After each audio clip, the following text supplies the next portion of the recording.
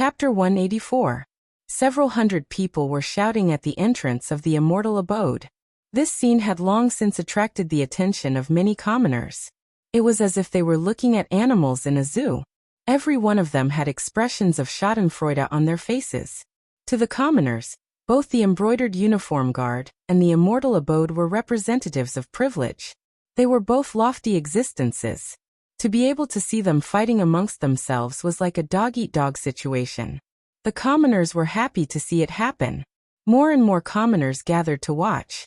Gradually, even the servants and spies of the ministers began to appear in the crowd. They all wanted to figure out what was going on. Just as more and more people gathered to watch the commotion, Elvi walked out of the immortal abode's entrance. When he saw so many commoners gathered around, his heart tightened. The loyal Marquis had been right. Things had already gotten to this point. If they were to take away such a large sum of gold and silver, it was easy to imagine what kind of impact that would have. If it weren't for Yang Chendong's warning, he would have made a grave mistake. He might even lose his head. And all of this was because he had trusted his subordinate Han Ji's words. He'd said he was giving Yang Chendong a show of strength, but in reality, wasn't he also putting his own head on the line? Everyone had this kind of mentality. When something happened, they were always willing to push the blame onto others. It was as if this was the only way to make them seem more intelligent. Elvi had pushed all the blame onto Han Ji. When he saw how Han Ji was still jumping around, as if he wasn't afraid of making a big fuss, Elvi couldn't help but feel angry. He quickly stepped forward and slapped Han Ji's face. Pa! A loud slap fell, causing the originally bustling street to quiet down. Bastard! Who told you that Walla's spies had infiltrated the immortal abode? This official went in to investigate, but there was nothing. As the head of the embroidered uniform guard, you actually believed a subordinate's report so easily. You didn't even investigate properly before taking action. Even this official was used by you. This is truly infuriating. From today onwards, Han Ji will be demoted to Qianhu of the embroidered uniform guard. Not only was Lu Gui slapped, but he was also scolded. Even Lu Gui's rank was demoted by more than one rank. Only then did Lu Gui feel much better. He looked around with a sinister gaze and said to the commoners who were watching the show, "What's there to see? Disperse." The dignified commander of the embroidered uniform guard had spoken. Who would dare to stay here? Everyone immediately scattered in all directions, restoring peace and tranquility. Elvi immediately left with his people. Han Ji, who was stunned by the two slaps, was also dragged away by several of his trusted subordinates. By the window of a private room on the second floor of the immortal abode, Yang Chendong had seen everything that had happened. His gaze was as sharp as a sword. "Young master, now that Han Ji has been demoted, I'm afraid that his hatred for you will grow even greater. In order to avoid any future troubles, why don't?" Tiger Mane, who was standing behind him, sensed the faint killing intent coming from Yang Chendong's body, and took a small step forward. Yang Chendong didn't refuse. He simply nodded. Tiger Mane immediately understood. He also looked down at Han Ji's departing figure. This person is dead for sure. Yang Chendong had taken over all the military forces and defenses in the capital. The first thing he did was open the city gates, allowing the commoners who wanted to leave to leave. The already panicked merchants and commoners now had a chance to leave. In a flash, the population of the capital plummeted, and many industries were emptied.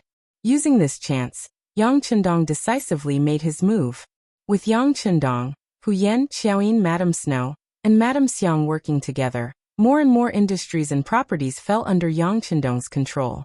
In the immortal abode, the deputy chief of the Bureau of Security, and the actual leader of Yang Xie's intelligence department, Yang San, was currently reporting all the information he had gathered to Yang Chendong.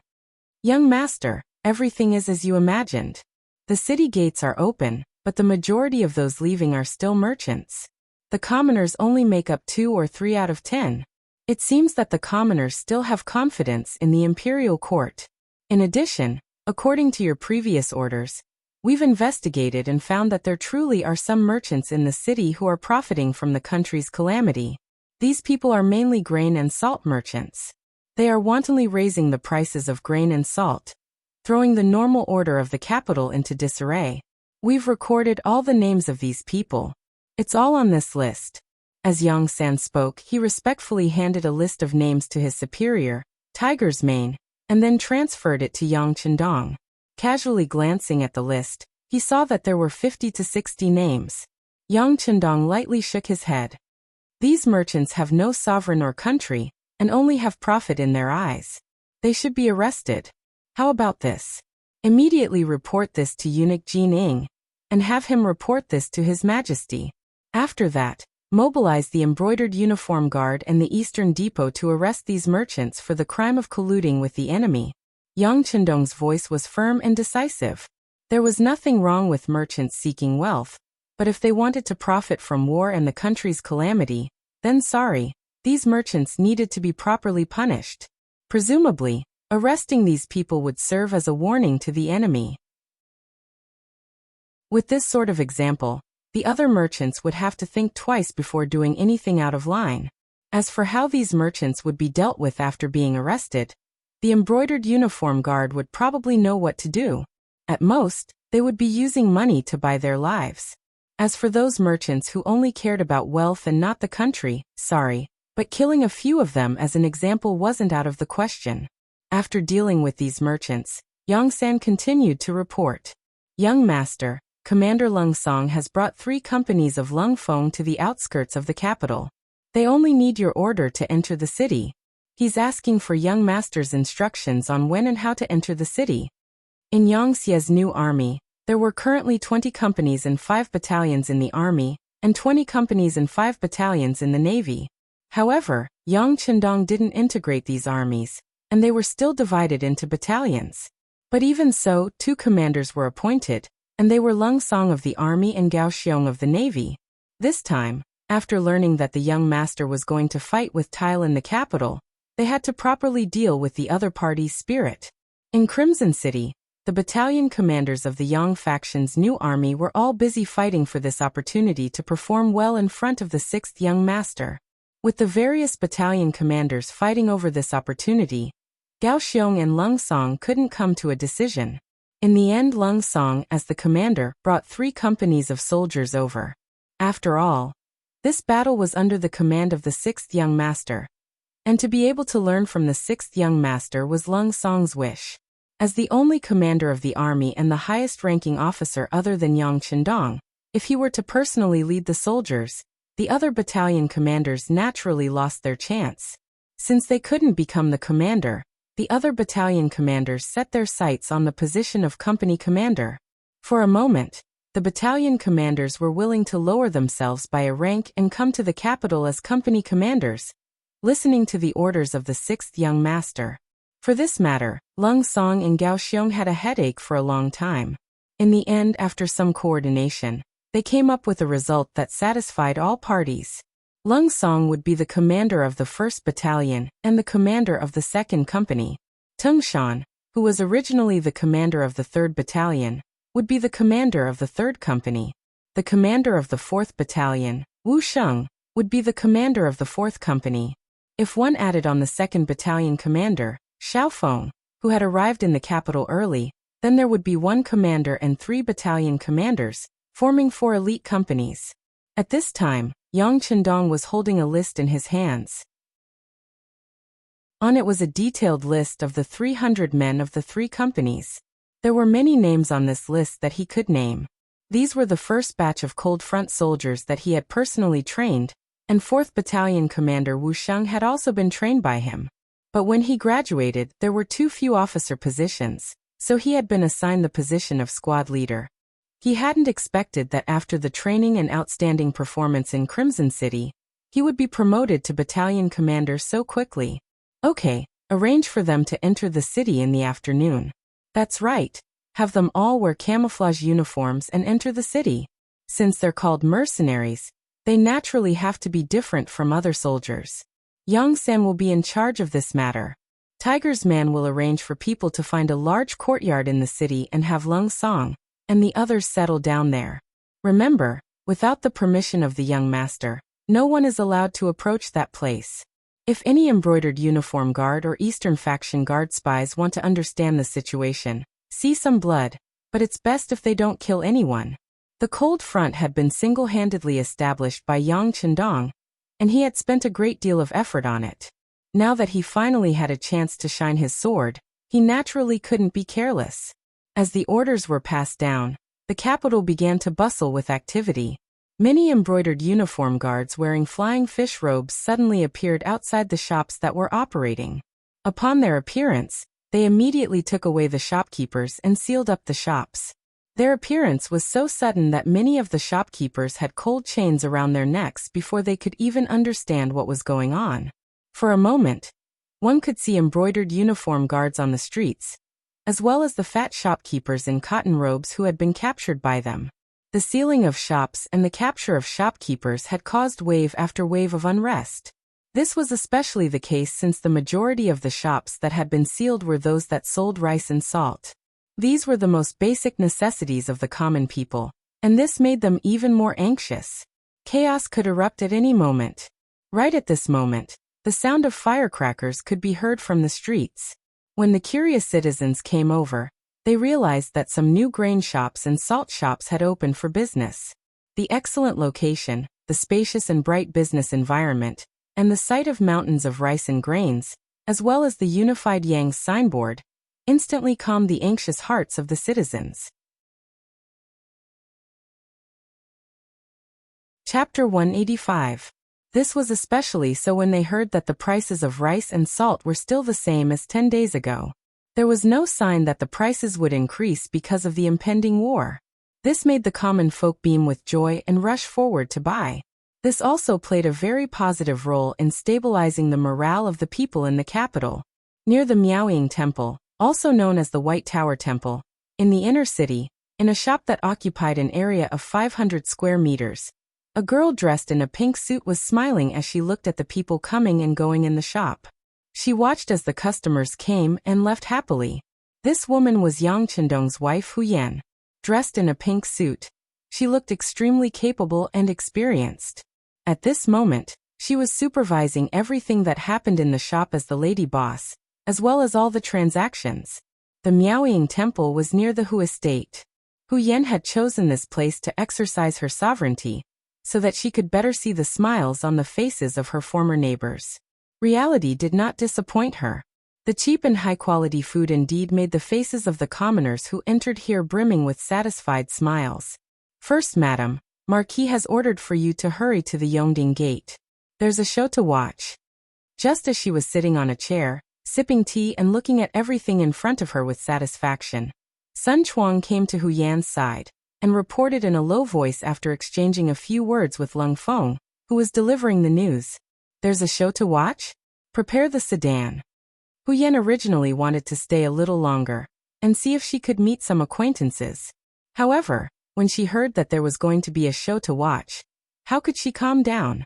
She immediately got up in a hurry, causing her maidservant Xiao Qing to grumble. Miss, slow down. Walk slower. The same scene happened to Qiao Yin, Madame Shui, and Madame Xiang, who were patrolling the various shops in the city. They had all received news that there was a show to watch at the Yongding Gate, and that their husband was waiting for them there. Thus they all came in their sedan. On the tower of the Yongding Gate, Yang Chendong, dressed in green, was standing there. Beside him were Tao Jin, Sun Chuang, and the other commanders of the warden's office. The five of them stood there and looked into the distance. Unfortunately, their eyesight was limited, and what they could see was very limited. Seeing nothing, the five of them looked at each other, and then shook their heads. They really didn't know why the loyal Marquis had called them here. Compared to what the five of them were looking at with their eyes, Yang Chendong was holding a pair of military binoculars in his hand. From time to time, he would raise the binoculars and look into the distance.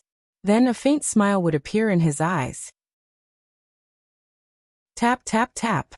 The sound of high heels stepping on the ground could be heard from the stairs leading to the city tower. It was crisp and pleasant to the ears. Hearing the voice, Yang Chendong didn't need to turn around to know who it was. Apart from his four wives, there was no one else in the world who would wear something as avant-garde as high-heeled leather shoes. Sure enough, Hu Yan took the lead, followed by Qiao Yin, followed by Madame Shui and Madame Xiang. The four women wore different women's suits of different colors, and arrived at the top of the tower of the Yongding Gate. As soon as the 4 women appeared, it was really like 100 flowers blooming, giving a great visual impact to the men. The delicate women's suits made the 4 women's originally plump figures look more explosive.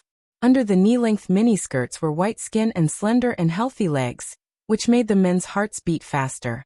With the contrast of the high heels, it made their figures look even more tall and beautiful. As soon as the 4 women appeared, they attracted everyone's attention. Ahem. Tiger's Mane, who was standing aside, noticed that Sun Pu and the other 4 people's eyes were fixed on Hu Yan and the other 3 women. He immediately coughed a few times. These coughs also reminded Sun Pu and the other 4 people, and instantly pulled their thoughts back to reality. Only then did they realize that it was really indecent to stare at the wives of the loyal marquis with such eyes. Immediately, they blushed and turned their heads away. Lu Lang, Hu Yan and the other women simply ignored the gazes of others looking at them. Although their hearts were beating very fast at this time, they had gradually become accustomed to the feeling of being stared at, and were able to quickly calm their emotions. The 4 women happily came to Yang Chendong and surrounded him, and then greeted him. Of course, the most common question of the women was to ask what was there to see here. Don't worry, they will be here soon. Come on, give each of the 4 wives a telescope. Yang Chendong looked at the 4 women and smiled. With a gentle wave of his hand, Tiger's Mane and Beta Persei each held 2 binoculars and handed them to Hu Yan and the other 3 women. The 4 women were no stranger to binoculars. They had seen it when they were in Yang village. They had also sighed at the magic of this thing and their husband's cleverness. At this time, after taking the binoculars in their hands, they looked in the direction Yang Chendong pointed. With this look, a touch of olive green appeared in the binoculars. From a distance, it looked like a straight pine tree. The only difference was that this pine tree was moving forward slowly. What is that? How can it move? Madame Snow was like a child who had discovered a new world. She shouted and shouted, expressing her curiosity. Although Hu Yan and Lady Xiang did not say anything, they put down the binoculars and looked at Yang Chendong with expectant eyes, revealing the surprise in their hearts. Only Qiao Yin, who had been to Qian City and even witnessed Yang Chendong training Lung Feng, looked at the 6th young master with a kind of gentle sunshine. She knew very well that these moving pine trees must be the trained elite force, Lung Feng, and their appearance must have been ordered by Lu Lang. What is it? What can move? At this time, Sun Tong and the other 4 looked at the girls with puzzled and confused eyes, and finally fixed their eyes on Yang Chendong. Seeing everyone's confusion, Yang Chendong first took off the binoculars hanging on his body, and then handed it to Tiger's Mane, who was standing beside him. He did not say anything, but this servant, who had been following him since childhood, understood the young master's meaning. He took the binoculars and handed it to the puzzled Sun Tong. With curiosity and even more confusion, Sun Tong took the nightmare domain, and then followed Yang Chendong and the girls, put the binoculars in front of his eyes. After looking at it, he could not help but scream.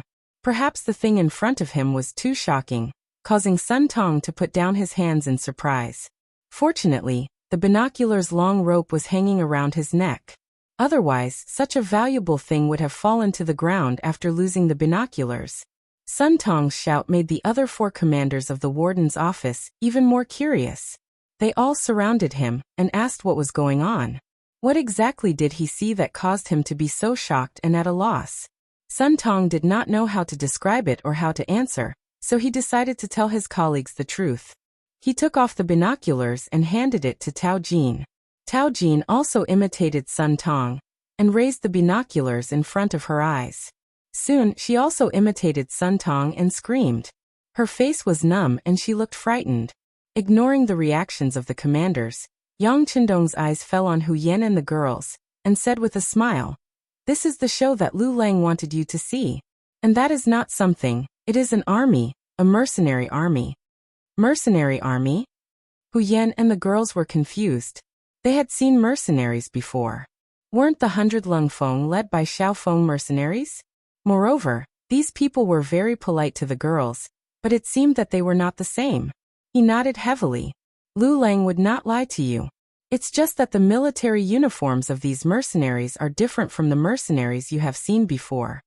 Yang Qindong saw the doubts in the girl's eyes. Without waiting for them to ask, he took the initiative to answer. Yang Qindong's explanation made Hu Yan and the other girls nod their heads thoughtfully. While they were talking, this olive-green army of 300 people was rapidly approaching the Yongding city gate. The Great Ming City's city guards, who had received the order before, didn't stop the foreign army when they saw them approaching from afar. They just looked at this army that was completely different from theirs with vigilance. They wore light green camouflage uniforms and camouflage hats. They wore a pair of shiny black military high-waisted leather shoes, held a cold black Type 95 pistol in their hands, and carried a large backpack on their backs. There were blankets for them to sleep on, face boxes for them to wash their faces, toiletries, and some necessities for their daily lives. The leader of the group was Lung Song, the army commander of the Yang faction's new army. He straightened his body and looked forward with bright eyes. His steps were vigorous, and there was a sense of rhythm to them. Behind him, the 300 men were in a line of 4. There were a total of 75 Lung Feng soldiers marching forward in an orderly manner. Every 25 Lung Feng soldiers would be led by an officer. Unlike ordinary soldiers, they were all carrying exquisite black pistols. Under the protection of the holsters, the pistols were faintly discernible. When they could see the walls of the capital with their naked eyes, the 300 Lung Feng soldiers became highly nervous and excited. Not for anything else, but they would soon be able to see their absolute commander, the founder of this army, Yang Qindong. Everyone seemed very nervous. When the army was 100 meters away from the Yongding city gate, Lung Song, who was leading the army, had a solemn and dignified expression. "Second company, get ready. It's time to show our spirit. Everyone listen to my orders. Comrades, as close as brothers. Get ready to sing. Comrades, as close as brothers. I hope you can call us together. You come from the border, he comes from the interior. We are all children of the country." The neat and loud singing of the second company suddenly sounded. The first to be shocked were the Great Ming soldiers guarding the city gate. Chapter 186. When they suddenly heard the neat and heroic singing, they were not shocked but frightened. Some of the more cowardly ones even threw the spears in their hands to the ground. The more courageous ones also raised their spears and tightly protected their bodies. It was as if they were on the battlefield and were ready to fight at any time. As the song rang out, Sun Po and the others on the city gate tower, who had been looking uneasy, were startled awake. They were still exclaiming about the magic and power of the telescope. What kind of existence was it to be able to zoom in so close to something so far away? While they were still puzzled and confused, they heard the earth-shattering singing. The 5 of them were startled and woke up from their doubts. The next thing he did was to look down at the 300 mercenaries dressed in strange clothes who were entering the city. "Third company, listen up. Soldiers who have been through tough times, get ready to sing." Tung Shan's shout suddenly rang out. "A firm company, a firm soldier, a firm mind red, a firm bullet with eyes, a firm bayonet stained red with blood, a charge like a gale, a firm iron wall, a firm company with many heroes, a firm soldier is all red." Immediately, a loud voice rang out, echoing the loud and clear singing of the second company in front of them. "Wow! This song is so shocking. Just listening to it makes one's blood boil.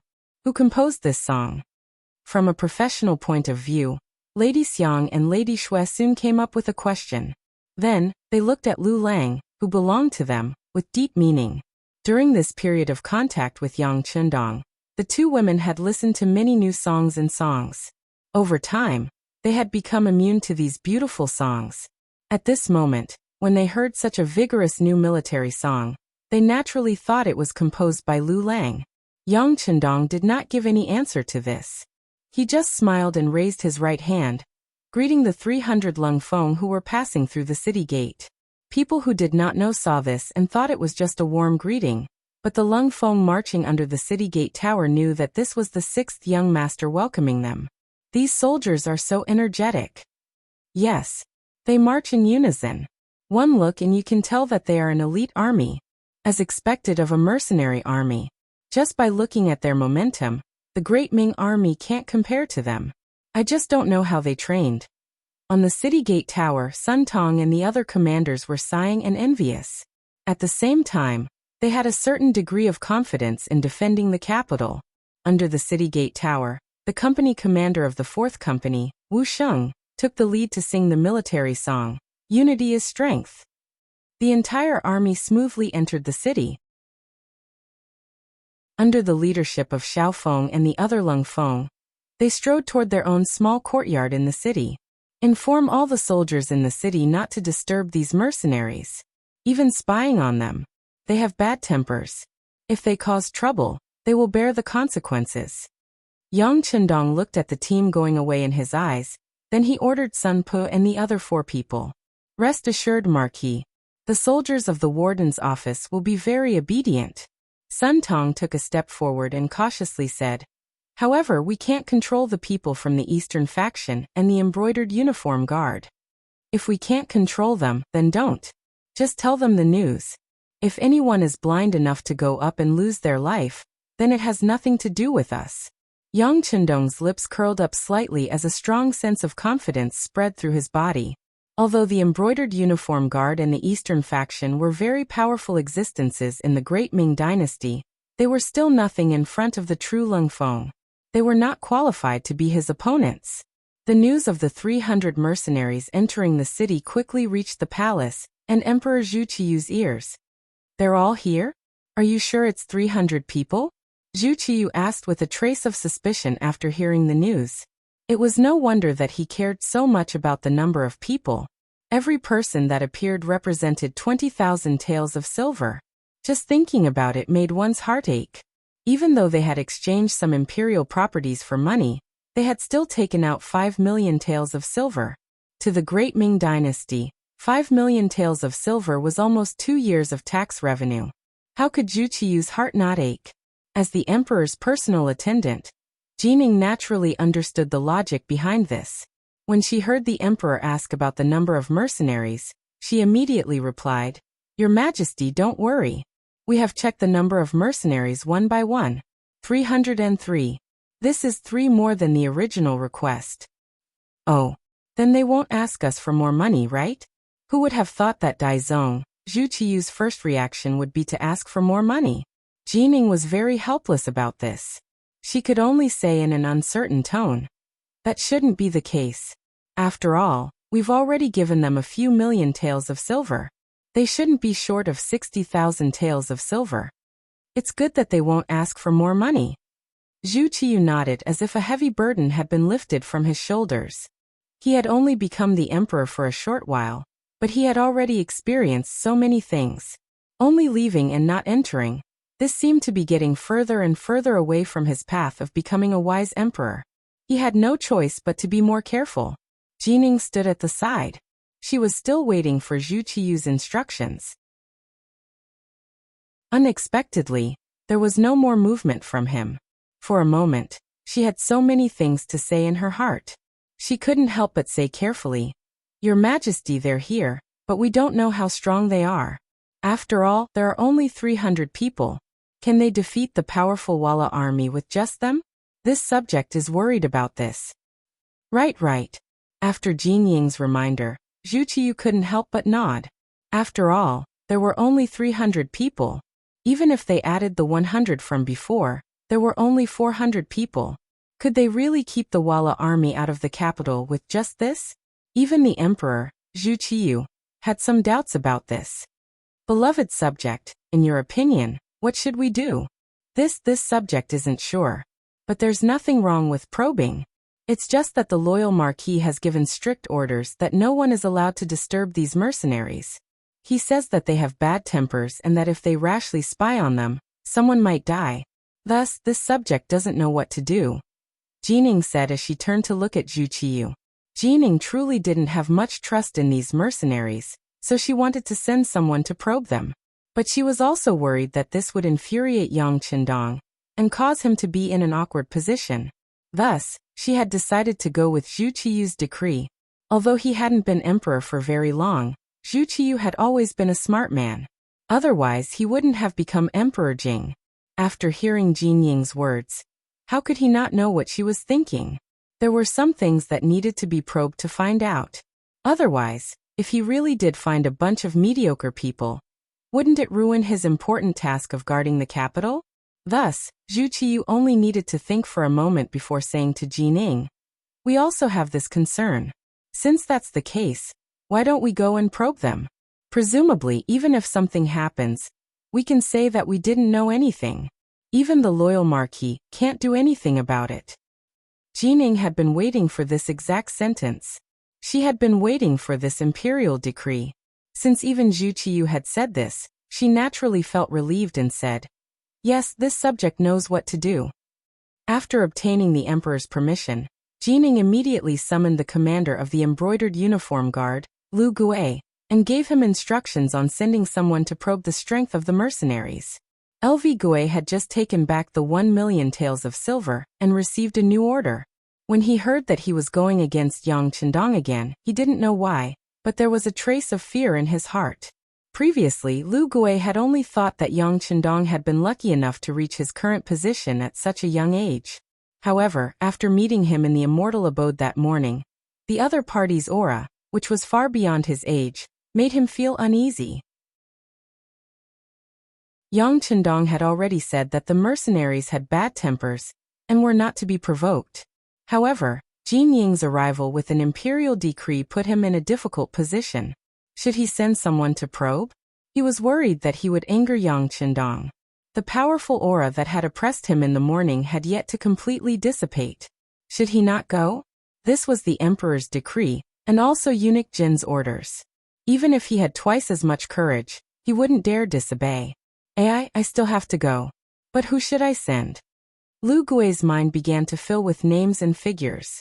Soon, Han Ji's name appeared in his mind. Han Ji had offended Yang Chendong. As Shangguan Lu Gui, he was well aware of this. Today, he had been demoted because of a mistake and demoted to a Qianhu. If he were still Commander Qianshi, it wouldn't be appropriate for him to probe. However, a Qianhu wasn't an issue. Men bring Qianhu Han here. I have something to discuss with him. Now that he had made up his mind, his tone was filled with confidence. Han Ji. From the moment he married his sister to Wang Go, he had already sworn an irreconcilable oath with Yang Chendong. From that moment on, he had already had one foot in the gates of hell. The reason he hadn't killed Han Ji before was because of his status. If a Commander Qianshi of the embroidered uniform guard, a dignified fourth-rank official, was suddenly killed, it would definitely cause a huge uproar. This wouldn't benefit Yang Chendong at all. It was better to keep him alive for now and wait for the right opportunity to make a move. However, this morning, Han Ji had actually instigated Lu Gui to make trouble for the immortal abode. Just this alone made it clear that he couldn't be allowed to live.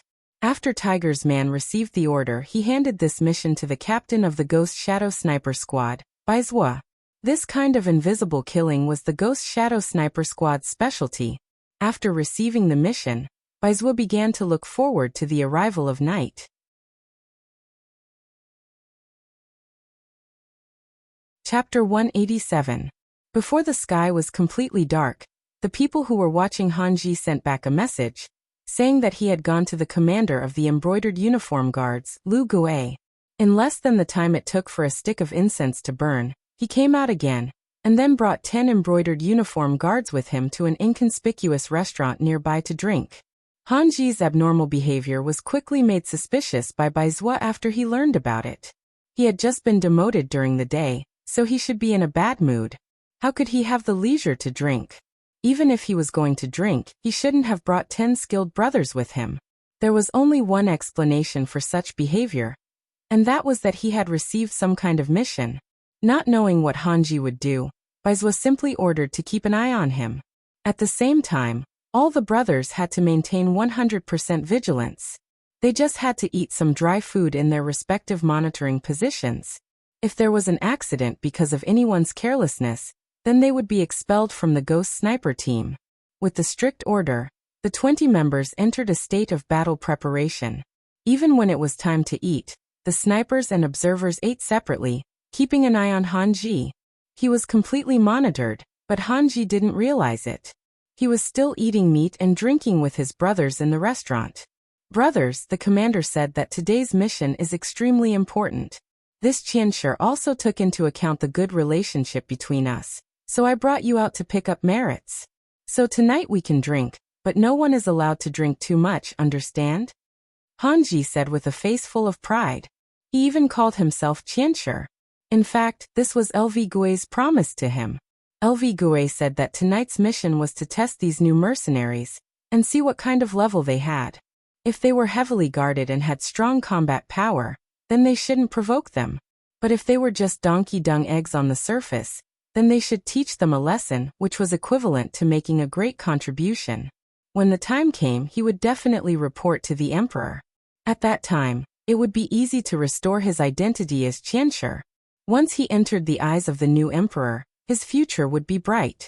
It was even possible that he would be promoted and become a fellow embroidered uniform guard. Making such a heavy promise was just to make Hanji do his best in his work. Regarding this, Hanji was completely unaware. He only thought that the emperor was suspicious of these mercenaries. In his heart, he thought that as long as he could prove that these mercenaries were incompetent, he would be able to heavily damage Yang Qindong's reputation. At that time, he would definitely make this loyal marquis kneel at his feet and apologize. With such a thought, he was determined to succeed in tonight's operation. He had already thought it through.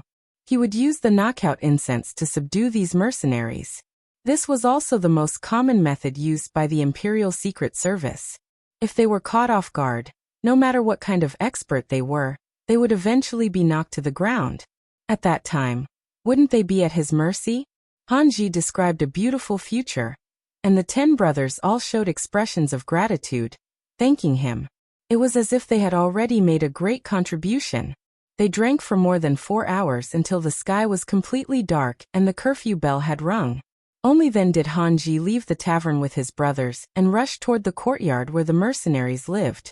This scene was clearly seen by the Phantom Sniper squad. When they saw the direction this group of people was heading, Baizhou quickly understood the other party's intentions. He immediately sent someone to report the situation to the 6th young master. After all, the other party's target was Lung Song and the others. Whether they wanted to continue the assassination mission or not, they still needed to obtain Yang Qindong's approval. Under surveillance, Hanji and his 10 trusted subordinates had already arrived at a street away from Lung Feng's courtyard. They stopped here, and then each of them looked for a safe place to hide. As experts of the Imperial Secret Service, their hiding skills were naturally not bad.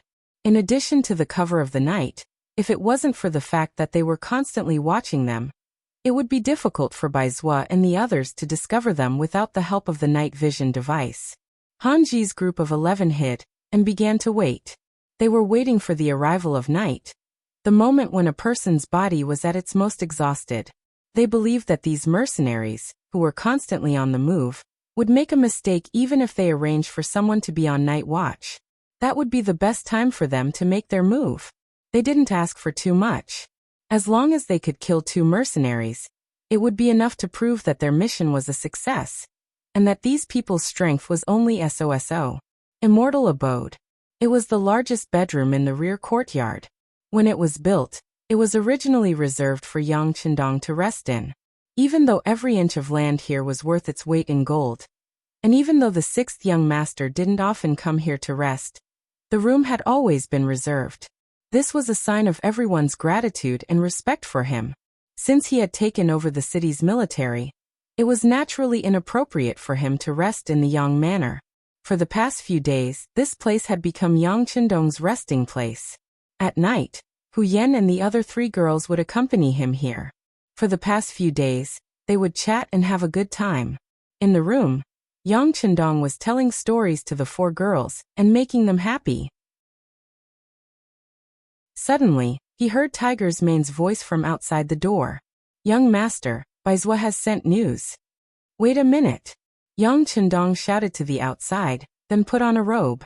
After giving the girls a look to wait for a moment, he walked out of the bedroom and saw Tiger's Mane and an observer from the Ghost Shadow Sniper team outside the door. As soon as the observer saw Yang Qindong come out, He half knelt on the ground and showed great respect. Sixth young master, when our captain followed Hanji, he found that he took 10 men and rushed to the courtyard where Commander Lung Song was resting. The captain asked for instructions on what to do next. Oh, there's such a thing. Yang Chendong's eyes narrowed slightly after hearing this, then he quickly smiled and said, "If the king of hell wants you to die at midnight, who dares to keep you alive until dawn? Since he wants to die so much, we'll fulfill his wish. Tell your captain not to alert the enemy. It's a good opportunity to see how vigilant Lung Song is. Also, no matter what the result is, there's no need to keep any of these people alive. Kill them all and hand them over to the security bureau. Let them send these bodies to the genie guard's office as a warning." Since he said before that the mercenaries had bad tempers, whoever provoked them would be unlucky, and if there were still people who wanted to try, then there was no need to be polite. It just so happened that Hanji was also killed, so it saved him some trouble in cleaning up the aftermath. In the dark, the security bureau's people escorted the observer back to Baizwa's place. After receiving the sixth young master's order, the Ghost Shadow Sniper team quietly stayed in the dark, as if they were one with the night. The cold wind blew, and the drums of the third night watch were beaten. The whole street was silent. A few black shadows covered each other on the street and began to move. The Genie Guard was an important military force that the emperors relied on. It was indeed good. At least, the way they moved forward alternately was very desirable. They always maintained an attacking formation and did not forget to defend. It had to be said that they spent a lot of effort in training. In just a few moments, the 8 figures disappeared into the depths of the street, giving people the feeling that they had never appeared. But in the dark corner, 2 groups of people were waiting for their arrival. Hanji was very careful not to make a move directly. Instead, he stopped there with 2 trusted aides. This way, if there was good news, he could be the first to know. Of course, if the situation was not good, he could also withdraw at the first moment. Perhaps this was the advantage of being an official. The danger was always left to the subordinates, and most of the credit would fall into his hands. Similarly, Baizwa and the other 21 people were waiting. The difference was that they had used this time to surround Hanji, who was hiding in the corner, in a fan-shaped formation. That seemingly inconspicuous corner had long become the target of public criticism. This kind of fan-shaped circle could guarantee that once Hanji wanted to leave, no matter which direction he left in, he would at least be facing the muzzles of the 2 snipers. It was really difficult to escape even if he had wings. Hanji, who was unaware of this, was still waiting for the good news. He was very confident in his heart. Not to mention that the 8 men were very skilled. They were also equipped with strong bows and crossbows.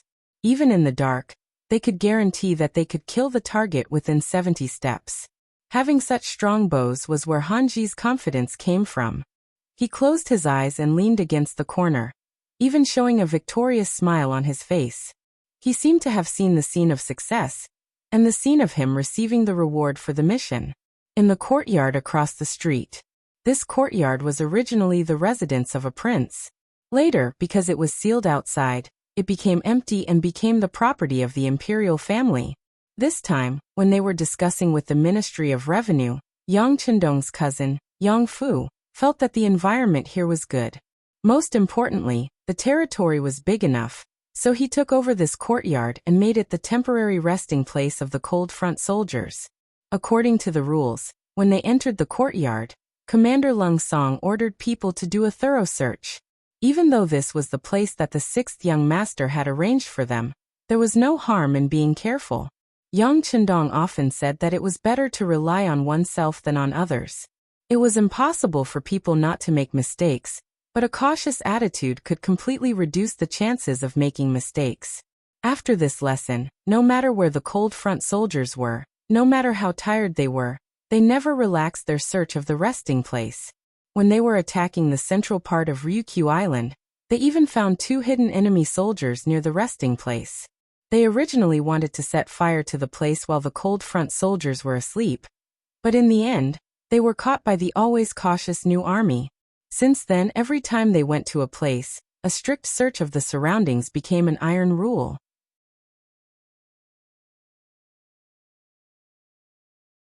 Chapter 188.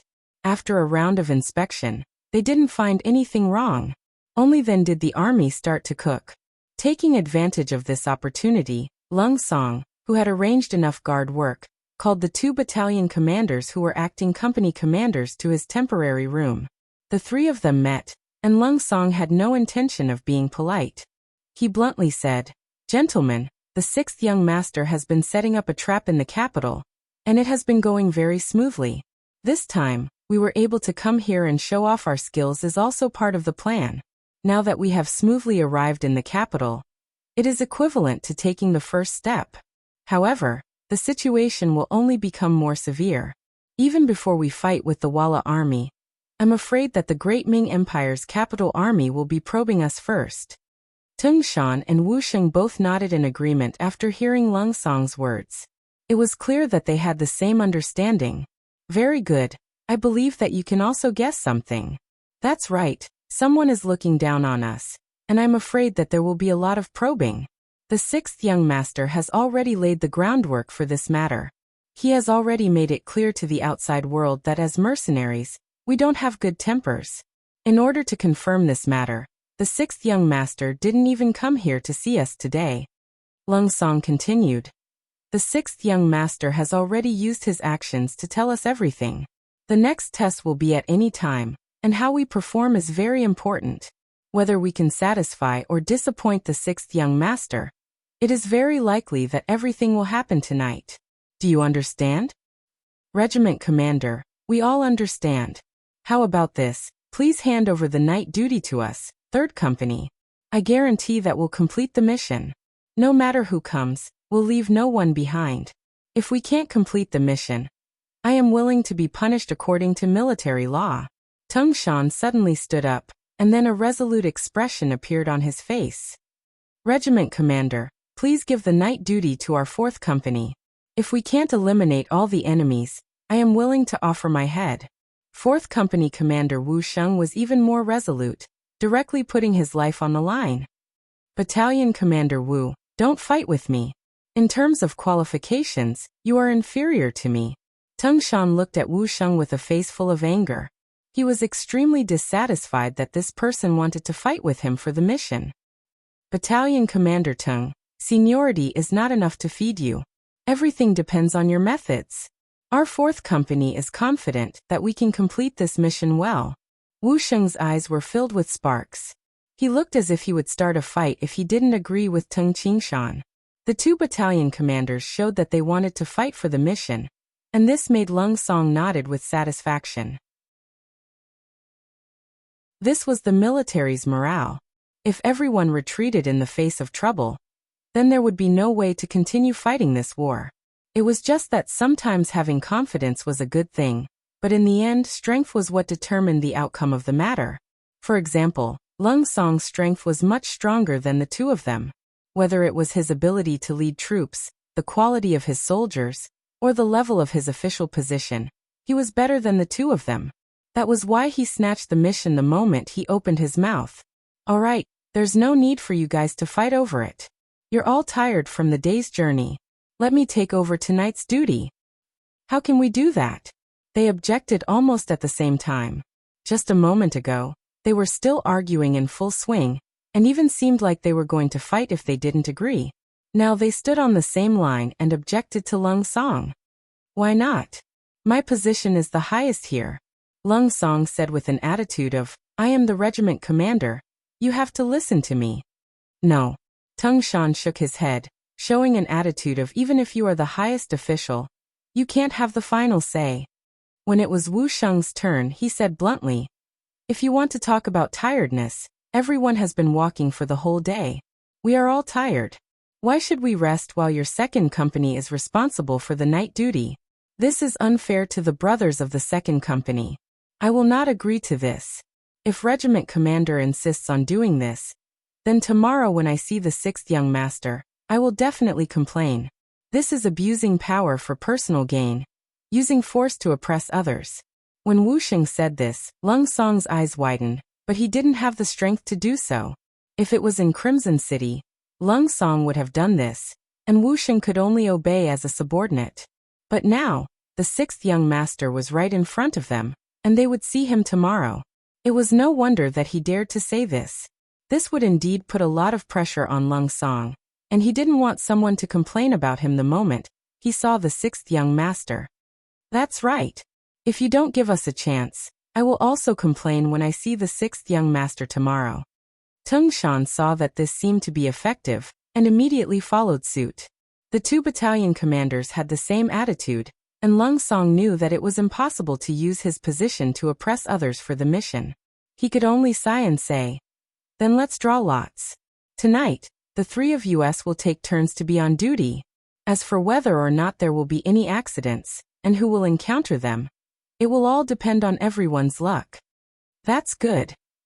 Hearing that it was a draw, Tung Shan and Wu Xing immediately felt that it was fair. Immediately, a smile appeared on their faces, completely different from their previous flushed faces. And if this scene was seen by Han Ji, he would definitely regret coming to test them. Who would have thought that in the face of danger, there would still be people fighting to go forward? With such morale, what kind of enemy couldn't be defeated and dealt with? After drawing lots, Lung Song's luck was very bad for the first half of the night. Tung Shan's luck wasn't very good either, drawing a lot near dawn. Only Wu Sheng, when he saw that the lot he drew was between the third and fourth day, he was so happy that he couldn't close his mouth. Alright, some people don't need to be so happy. We just arrived today, maybe they will want to take a look before they try to test us. Tung Shan looked at Wu Sheng with some jealousy. On the other hand, Lung Song, as expected of a regiment commander, was very open-minded. Seeing that the results were out, he said with a serious face, "No matter what happens, everyone must be careful when you are on duty. One of the sentries must be in the light while the other two are in the dark, forming a triangle to ensure that nothing goes wrong. Alright, you guys can go and prepare." While Lung Song let the two battalion commanders prepare, he also transferred 2 platoon leaders and 10 elite brothers from the 2nd company. Although he said that the lot was drawn early, and that the enemy would rarely appear between the first and second day of the night, Lung Song still made preparations to meet the enemy during the operation. Otherwise, he wouldn't have directly transferred 2 platoon leaders to be in charge of the sentries. But no matter how thorough the preparations were, seeing that the second day of the night had passed and the third day of the night had arrived, there was no abnormality in the outside world. Lung Song sighed, somewhat disappointed, and wanted to arrange for someone to inform Wu Sheng. "Haha, no need to trouble the regiment commander, I'm already here." Unknowingly, Wu Sheng brought people and appeared behind Lung Song. Looking at the other party's camp, it was actually also led by 2 platoon leaders, and there were also quite a few squad leaders and vice squad leaders. Looking at this camp, Lung Song knew that there was no need to remind the other party to be careful. When he left, he only patted the other party's shoulder, but at this moment, silence really spoke louder than words. Wu Xing took over the defense, and quickly started to set up according to the plan. Around the small courtyard, the 12 people he brought along split into 3 groups, with 2 in the dark and 1 in the light. He himself found a safe corner and stayed in the middle, constantly looking around with the night vision device in his hand. In his heart, he was still praying that if there were any enemies, they must appear when he was on duty. This was a good opportunity to show his face in front of the 6th young master. Perhaps their prayers had worked. Just a quarter of an hour after Wu Sheng and the others had hidden themselves, there was finally some movement on the wall of the courtyard.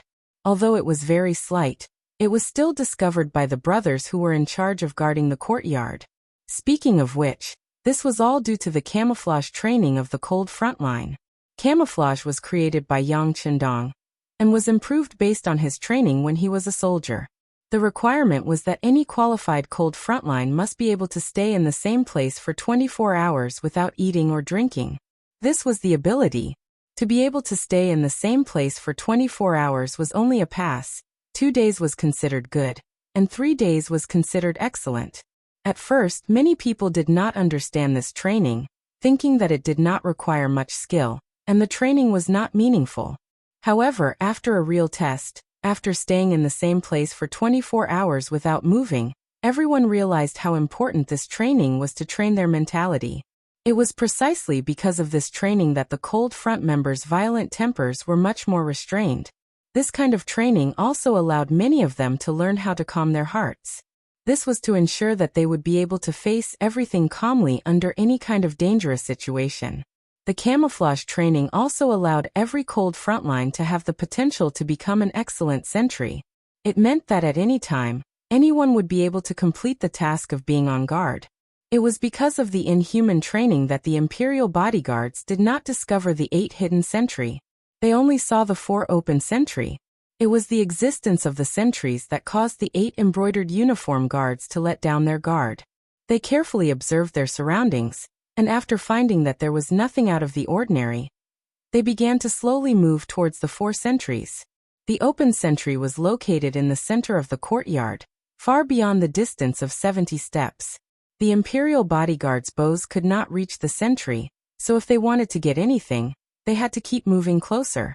However, they did not know that this method of approaching the sentry was bringing them closer to the Grim Reaper. The 8 Imperial bodyguards did have some skills. If it was not for the hidden sentry, it would not have been easy to discover them. However, even though they were discovered, Wu Sheng, who was hiding in the corner and watching everything with his night vision, did not immediately give the order to close the net. It was because he was not sure if the enemy had any reinforcements. This time, he wanted to catch all of them in one fell swoop. If even one of them escaped, it would be considered a failure.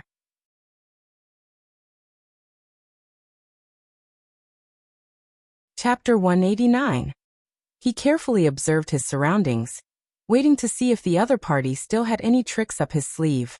The 8 embroidered uniform guards had climbed over the high wall, and were approaching the 4 sentries. Some of them had even taken out the strong bows on their backs, but Wu Sheng still did not see any backup. It should be these people.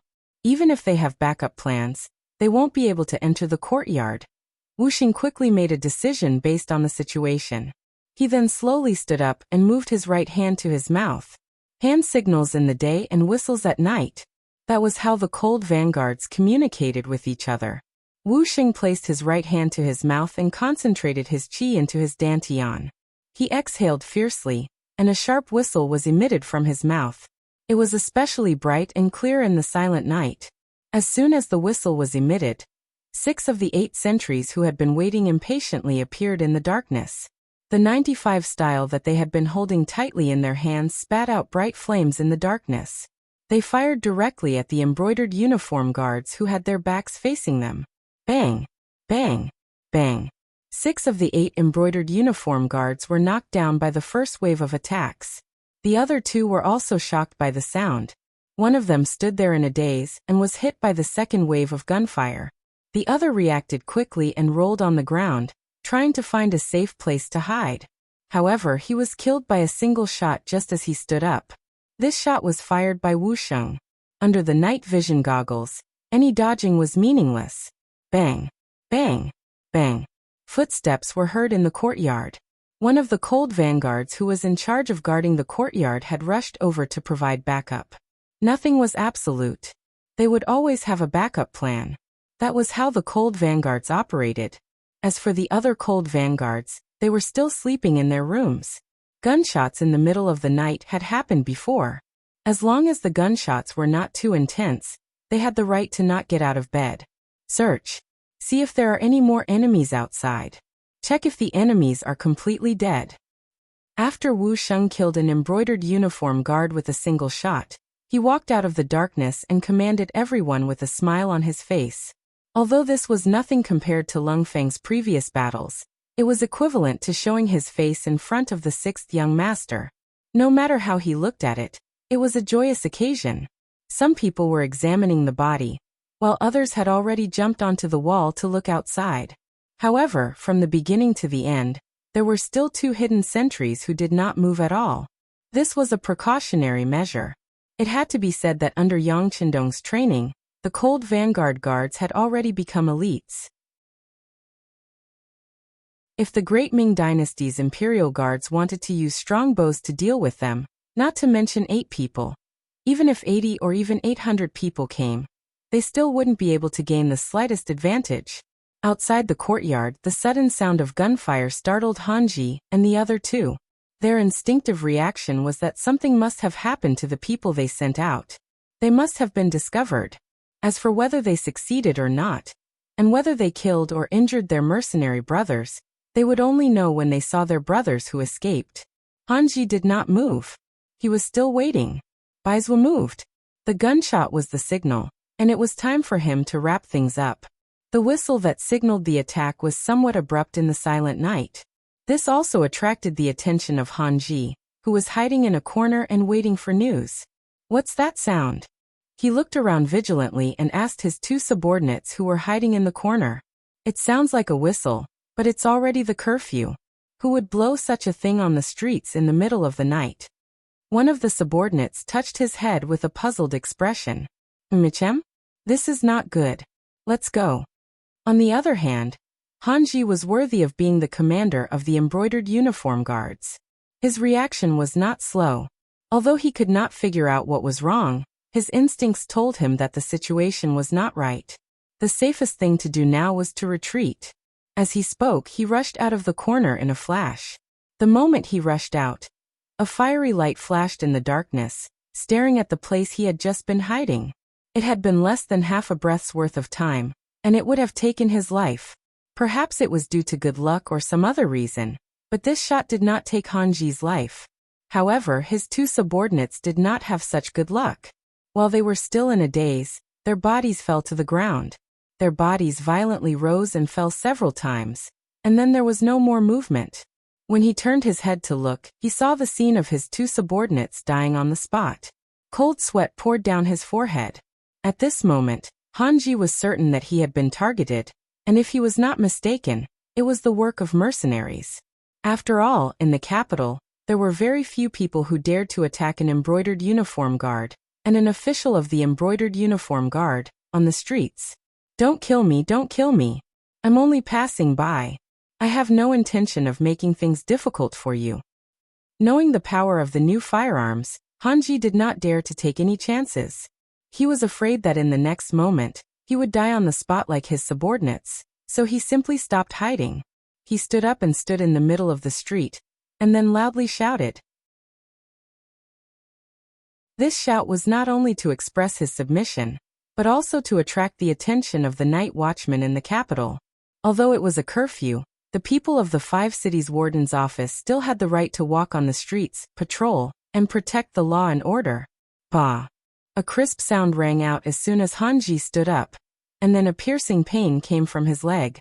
The strong pain made him half kneel on the ground with a plop, and the cold sweat on his face dripped like rain. The half-kneeling Hanji did not understand. He had already surrendered, so why did these people still have no intention of letting him go? Did they really want to kill him? "I am the commander of the embroidered uniform guard, a 4th-rank official of the court. You can't kill me, or else it will be very troublesome." Seeing that begging for mercy was not going to work, Hanji used intimidation.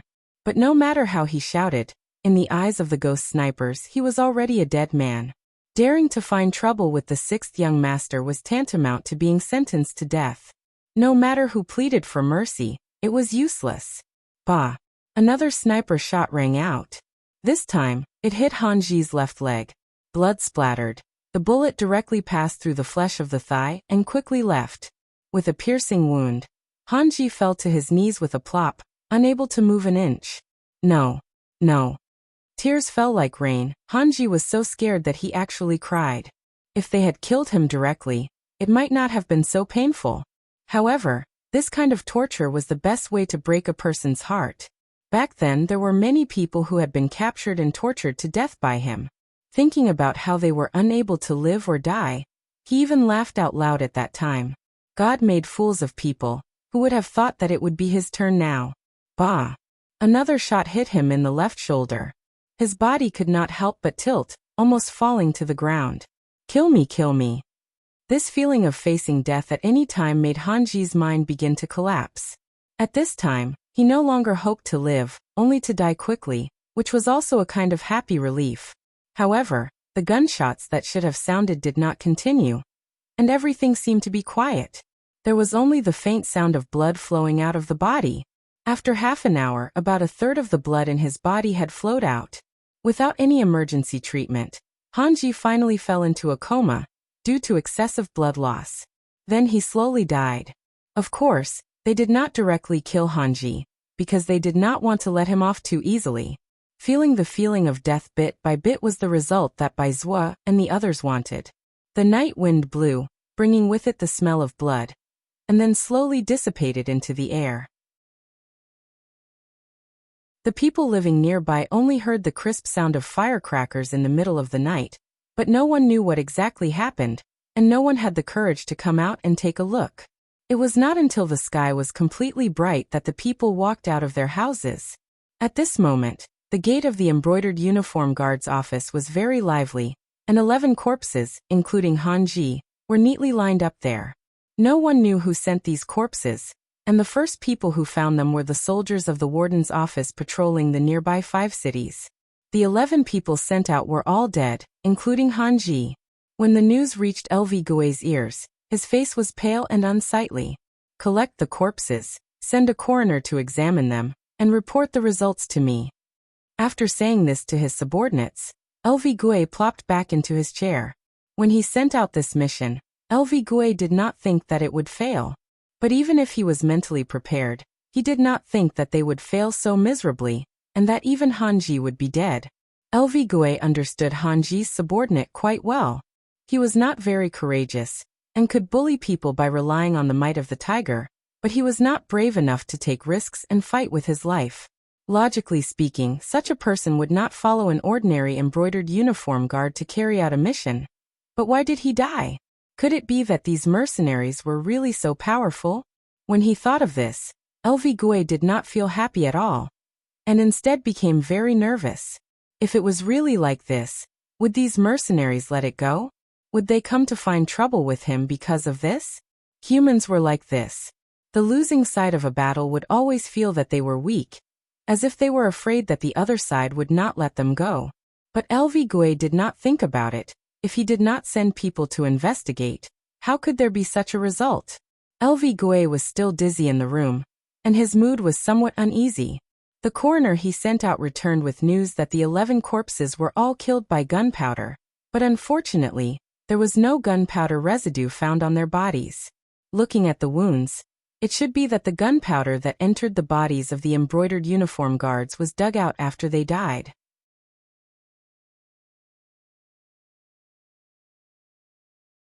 Chapter 190. He's already dead. Why won't they let him go? This is going too far. After hearing the coroner's report, Lu Gui roared angrily. But before he could vent his anger, a subordinate came in to report that the Marquis of Loyalty Yang Chendong had arrived with 100 soldiers from the warden's office. They had already passed the gatehouse and were heading towards the inner courtyard. Upon hearing that Yang Chendong had arrived, Lu Gui immediately guessed his intentions. He immediately said anxiously, "Who let them in? Can't you stop them?" "Commander, we can't stop them. Marquis Yang has the command token of the embroidered uniform guard. None of us dared to stop him." The embroidered uniform guard who had reported the news replied with an aggrieved expression. "This tell him that I'm not here." As Lu Gui spoke, he looked around. It was clear that he wanted to find a safe place to hide. Bang! With a muffled sound, the door was kicked open from the outside. Yang Chendong, with a murderous look, appeared in front of LV Gui with hundreds of soldiers from the warden's office of the 5 cities. Ah! At first, there was a cry of alarm, but Lu Gui quickly reacted. He forced himself to remain calm and asked Yang Chendong in a questioning tone. "Marquis Yang, what are you doing? Do you know what kind of crime it is to bring people into the embroidered uniform guard?" Lu Gui's appearance at this moment was fierce on the outside, but timid on the inside.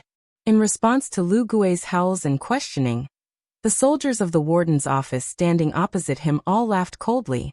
This time, to be able to follow the Marquis of Loyalty into the embroidered uniform guard was a very glorious thing. With today's experience, it was likely that in the future he would have something to brag about with his colleagues. In the past, it was always the embroidered uniform guard who found trouble with them. Everyone was a soldier and ate grain, but the treatment was very different. Now that Yang Chendong was here, it was different. How awe-inspiring was it to openly charge into the embroidered uniform guard to arrest someone? Just thinking about it made one's blood boil. Gue was still shouting, still showing off his might. It could even be said that he was acting shamelessly. Yang Chendong snorted disdainfully and said, "As the commander of the embroidered uniform guard, you still have the face to talk about Marquis. Do you know that last night, there were brothers from the embroidered uniform guard who went looking for trouble with the mercenaries? Because of this, they almost injured their people. Now that they are asking for an explanation from us, how do you think I should answer?" Ha! When Yang Chendong asked this question, Gue suddenly became weak. But when he thought about how Han Ji and the others were already dead, and how there was no evidence that he had sent them on a mission, he regained his confidence. What does this have to do with me? Han Ji and the others did it on their own accord. If you want an explanation, just look for them. Look for them? How can you even say that? You want Marquis to argue with the dead? Yang Chendong continued to ask angrily. But then he suddenly stopped and his voice became much colder. Fine, you can deny it. Right now, those mercenaries want Marquis to give them an explanation. They even said that if they are not satisfied, they will immediately leave the capital. If Walla's army comes, you will be the one to face them. After explaining the seriousness of the matter, Yang Chendong did not waste any more words and turned to leave. He really came in a hurry and left in a hurry. Yang Chendong actually left just like that, causing Gue to be a little confused. But when he thought about what Yang Chendong said, if the mercenaries really left because of this, then who would bear the responsibility of protecting the capital? Would it be him? It was not that he was looking down on himself, but Gue really did not have the confidence to do this matter well. Even Ingzong and Shiheng with 500,000 soldiers had been defeated. How could he win against Walla? Wait, loyal Marquis, wait a moment. Considering the seriousness of the matter, Gue had no choice but to shout. As he shouted, he quickly ran out. If he allowed Yang Chendong to leave just like that, he would be guilty of too much. Of course, Yang Chendong would not leave too quickly. Defending the capital and defeating Walla was part of his plan. Even if no one asked him to do it, he would still do it. What he said just now was just to scare the other party and to gain more benefits. How could he really let the mercenaries leave because of this? How could he really allow Walla, a foreign race, to bully the Han people? After hearing Gui's shout, Yang Chendong naturally stopped. But when he turned around, he still had a serious expression and asked, "Commander, why did you call for Marquis? Since you don't know about this matter, I'll ask Eunuch Jean. If Eunuch Jean doesn't care, then just let the mercenaries leave. This Marquis will be able to put down the heavy burden of guarding the capital. Speaking of which, Marquis is still too young. When he took on this task, he was too loyal." Yang Chendong's words made Gue even more stunned after hearing it. When he heard that there would be such serious consequences, he knew that this was not something he could bear. Immediately, a smile appeared on his face. "Marquis Yang, don't be anxious. Can we discuss this matter properly?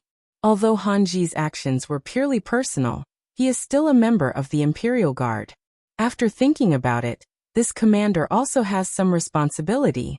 Marquis Yang, how do you want compensation? If the amount is not too large, this commander can do his part." Gue admitted defeat. Yang Chendong smiled in his heart and his face brightened. "Good, it's good that you have this attitude. As for the compensation, the mercenaries have already spoken to Marquis. 500,000 taels of silver can settle this matter." Gue was originally smiling, but when he heard the number of 500,000 taels, he immediately jumped up. "How much? This is impossible. No. Gue was still waving his hands and shouting wildly as if he had been bitten. Yang Chendong snorted coldly. "Forget it. Since the commander doesn't have it, I will ask Eunuch Jean. If he doesn't have it, then let them leave." Yang Chendong turned around and walked away. He didn't have the slightest reluctance, which made Gue stunned. If the performer did not have an audience, what was the point of such a performance? Marquis Yang, don't be anxious. Let's discuss it again." Gue continued to chase after Yang Chendong. In the palace, Jining, who had been paying attention to the situation, rushed to the emperor's resting quarters as soon as she received the news. The situation in the capital was not stable. In the past few days, many officials were sending their families out of the city. Due to the complicated and chaotic situation, there was no morning court. With Zhu Qiyu's permission, the court was changed from one day to one every 3 days. When Jining arrived at the palace, Zhu Qiyu was eating breakfast sent by the imperial kitchen. "Oh, my beloved official, you are here. Have you eaten breakfast? Let's eat together." The emperor asked an official to accompany him for breakfast. This was already a great favor. Jining was overwhelmed by the favor. If it had been in the past, she would have sat down and served the emperor's breakfast. But now, she was not in the mood to do so. "Your Majesty, is there a result from the mercenaries sent to test the waters?" "What result?" Zhu Qiyu, who had been indifferent, stopped moving his chopsticks when he heard Jin Ying's words. He raised his head and asked seriously. "There are good and bad results." Jining panicked when Zhu Qiyu looked at her. For a moment, she did not know how to describe what she wanted to say. "What does my beloved official mean?" Zhu Qiyu was also confused by her words. Perhaps she knew that her description was not appropriate, so Jining hurriedly explained. "Your Majesty, the brocade guard followed your orders and went to the mercenaries' temporary camp last night. There were 11 people in total. 11 people died. This morning, they all fell in front of the brocade guard yamen. The people I sent to investigate have returned. Last night, they faintly heard the sound of gunfire." As he spoke, he observed Zhu Qiyu. When he found that Zhu Qiyu was listening attentively, he continued. "This is the good news. Facts have proven that this mercenary group does indeed possess extraordinary strength, and they are very vigilant. But they asked for compensation on the grounds that someone was spying on their camp. They asked for 500,000 taels of silver. At this time, the Marquis of Loyalty is representing the mercenaries and communicating with the brocade guard commander Lu Gui." Zhu Qiyu's expression darkened as he listened to Jin Ying's report. When he knew that the mercenaries were strong, he had more confidence in the defense of the capital. But when he heard that the mercenaries were asking for 500,000 taels of silver as compensation for last night's spying, his expression changed drastically. He said, "Can you investigate whether anyone died last night?" "Your Majesty, the Marquis of Loyalty has already given us the answer. The mercenaries did not die. They were only disturbed for a moment." Jining repeated what Yang Chendong had said to Lu Gui. "No casualties? Then why did they ask for 500,000 taels of silver? Do they think that my silver and the national treasury's silver fell from the sky? How preposterous!" Zhu Qiyu's face was filled with anger. It was obvious that he was angry. It was true that he was the emperor of a country. It was also true that he was wealthy. But the more he was like this, the more he valued his dignity more than anything else. The ones who had died were the brocade guard. The mercenaries had not only killed people, but they also wanted money. This was a threat and extortion. As the emperor of a country, if he backed down and agreed to the other party's request, wouldn't he be lowering his head? If that was the case, how could he lead a country in the future? Seeing that the emperor was angry, Jin Ying's expression turned bitter. The thing he was worried about had happened. The emperor wanted face. The mercenaries' actions had clearly touched his dragon's scales. This was no longer a matter of 500,000 taels of silver. It was a matter of the country's dignity. Logically speaking, the mercenaries' actions were a little excessive. If it weren't for the fact that the other party had advanced firearms and powerful battle prowess, with Jin Ying's personality, he wouldn't have reported this matter to the emperor. Instead, he would have privately ordered the brocade guards and the East faction guards to arrest these people. At that time, he would use practical actions to tell the other party what they couldn't do and who they couldn't provoke.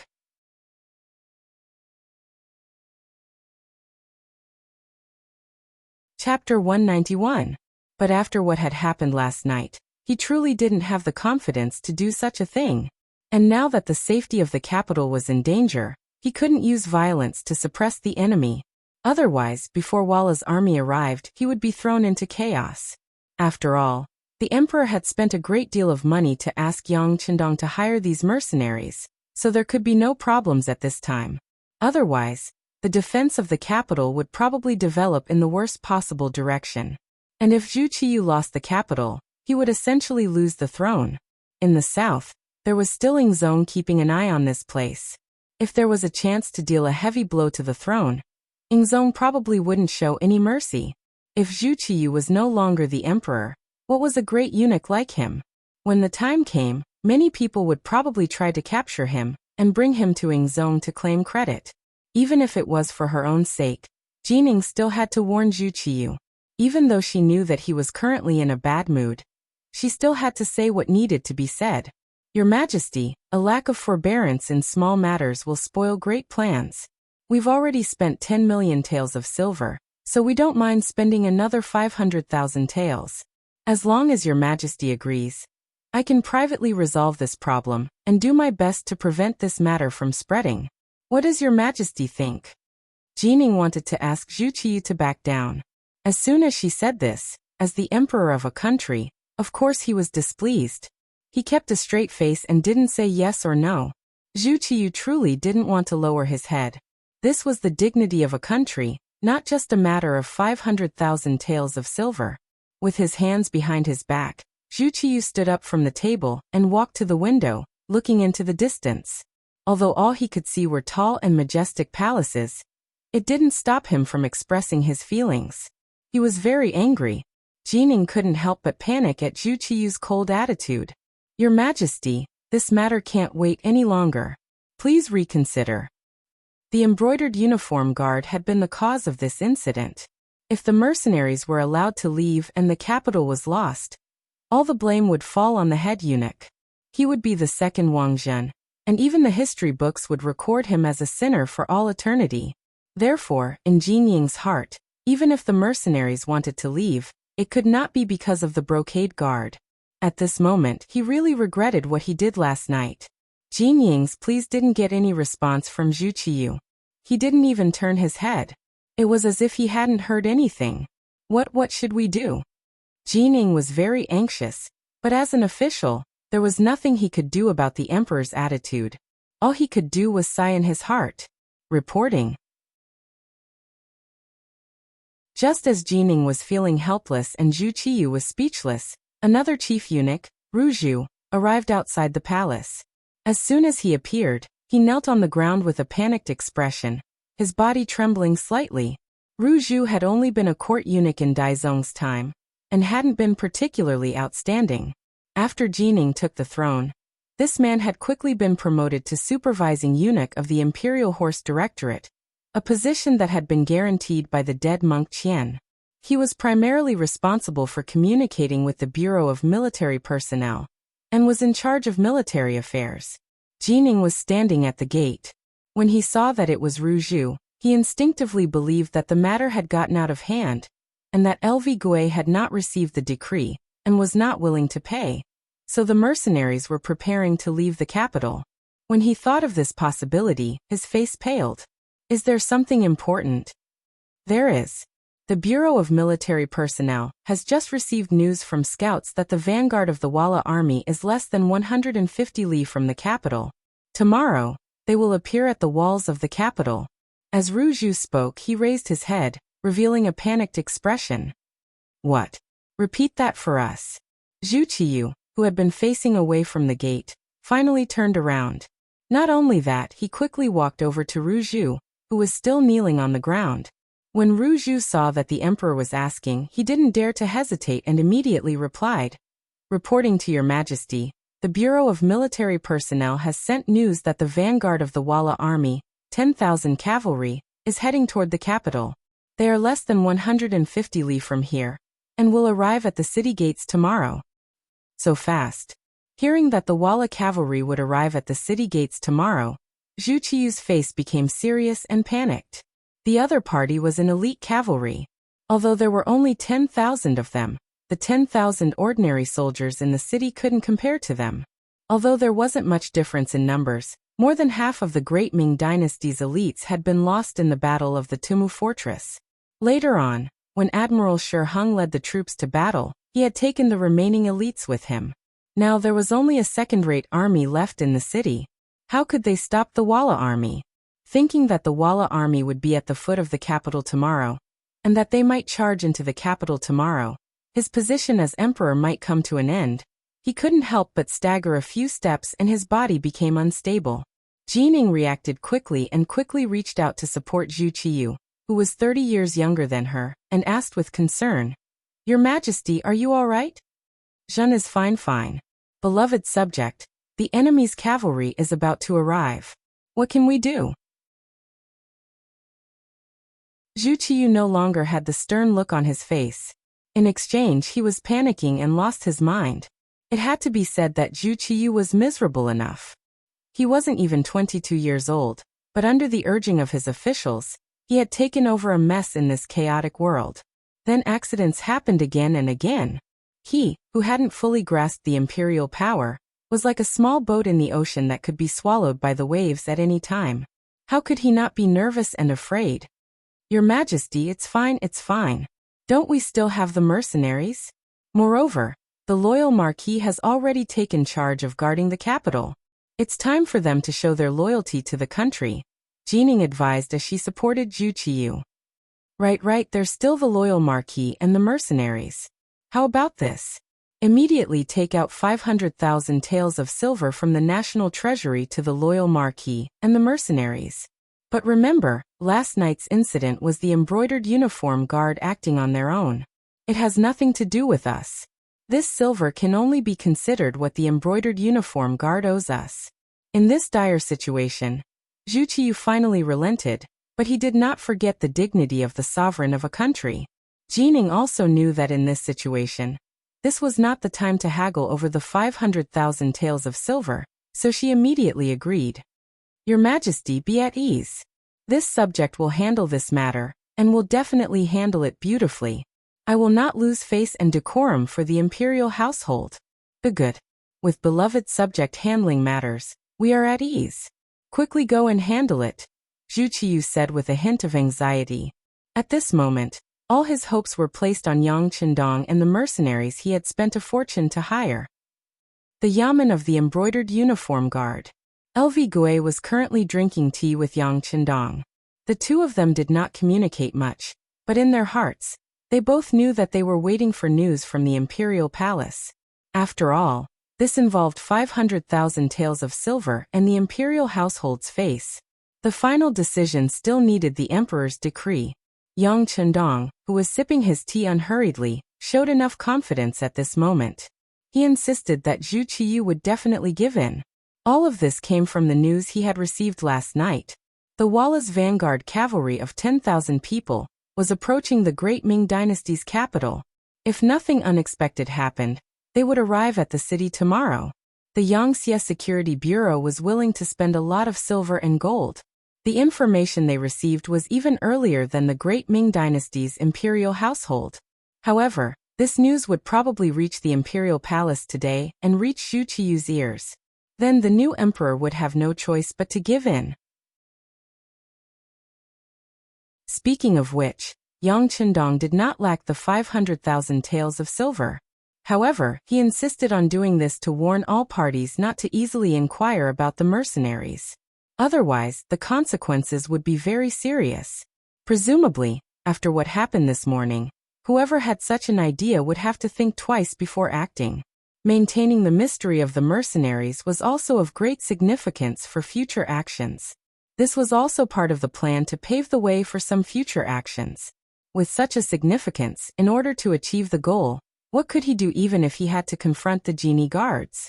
This was a once-in-a-lifetime opportunity. If he did not do it openly at this time, he was afraid that it would be more troublesome to do it in the future. Yang Qindong's indifference and confidence in LV Gue's eyes made him even more anxious. Unconsciously, there was a difference in the momentum between the two people. Psychologically, Yang Qindong had already won a round. LV Gue even had a thought in his heart that it was better not to provoke this person in the future. Because no matter what, it seemed that he would be the one to suffer in the end. In the past, LV Gue would not have dared to think that someone would dare to cause trouble in the genie guards. It was good enough that he did not bring people to cause trouble. Who would dare to take the initiative to come to the door? But today, not only did it happen, but he also had no way to deal with it. This made it difficult for him. In his heart, he only wanted the emperor and eunuch Jin to quickly make a decision. He even faintly thought in his heart, wasn't it just 500,000 taels of silver?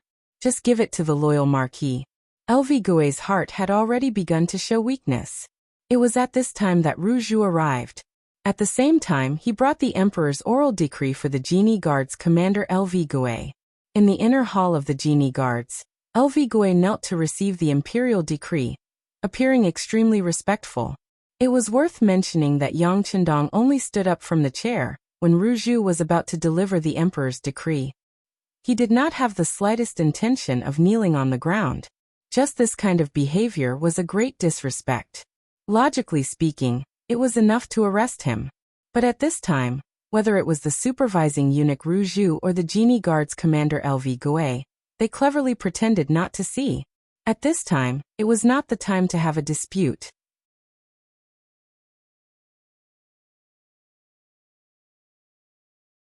Chapter 192. His Majesty's Verbal Decree. The Genie Guards acted recklessly and attracted the displeasure of the mercenaries, so they should be punished. But considering the national crisis, Zhen will remember this matter. As for the 500,000 taels, Zhen will withdraw it from the national treasury first. Later, Zhen will slowly deduct it from the Genie Guards Yamen. Also, I hope Lu Gui can learn from this lesson and control his subordinates well. Don't do things that are not beneficial to the country. With a serious face and warning tone, Rouge reprimanded Lu Gui on behalf of the emperor. Finally, there was a result, and it was the compensation method he had thought of. LV Gui breathed a sigh of relief in his heart. He was not worried about being reprimanded at all. This matter was originally the emperor's idea. He was just taking the blame on behalf of others. Nothing would happen. This subject receives the decree and thanks His Majesty's grace. Lu Gui knelt on the ground and kowtowed 3 times to show respect to the emperor. After Rouge finished telling Lu Gui about the emperor's instructions, he turned to Yang Chendong and said, "Loyal Marquis, the emperor also has a verbal decree for you." This subject receives the decree. Yang Chendong cupped his fists. His face was very respectful, but the words he said were not respectful at all. Asking the envoy to pass on my behalf. This subject fell off a horse during the Battle of Earth and Wood, which triggered an old injury. Now I can't kneel, asking for forgiveness. When Zhu Qiyu of Ying's sect was still alive, he let Yang Chendong organize 3rd Princess Changda's birthday banquet. To put it bluntly, he was just looking for trouble out of jealousy. At that time, after Yang Chendong organized the birthday banquet, in order to not give others an excuse to deal with him, he lied that he fell off a horse and injured his body. Now he said that he fell off a horse during the Battle of Earth and Wood, which triggered an old injury, so he couldn't kneel.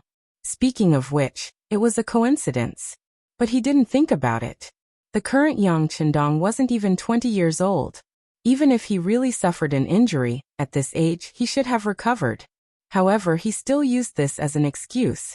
It was clear that he did not respect the imperial power. When Rouge heard this, he was dissatisfied. However, considering that it was time to put the other party in an important position, if he haggled over such a small matter and delayed the important matter, the gains would not make up for the losses. Thus he could only close one eye and say, "It's fine. The emperor's verbal order is only for the Marquis of Zhongdan, and this eunuch to discuss how to retreat from the enemy. Right, Walla's vanguard cavalry will arrive at the capital tomorrow, but how will the loyal Marquis deal with them?" As the supervising eunuch of the Imperial Horse Directorate, Rouge had the authority to give orders on military matters. At this moment, he was asking about how to deal with the enemy. Naturally, it was within the scope of his authority, so it was reasonable. Of course, Yang Chendong knew who Rouge was. He also knew that Rouge was here on behalf of the imperial power. To put it bluntly, Rouge was here to supervise the army and monitor his every move. This was also one of the characteristics of the Great Ming Dynasty. No matter where the war occurred, no matter how large the scale of the war, there would always be eunuchs participating in supervising the army. This was also a sign that the emperor wanted to control everything in his hands. However, he did not know that it was a great taboo for someone who did not know how to fight to lead an army.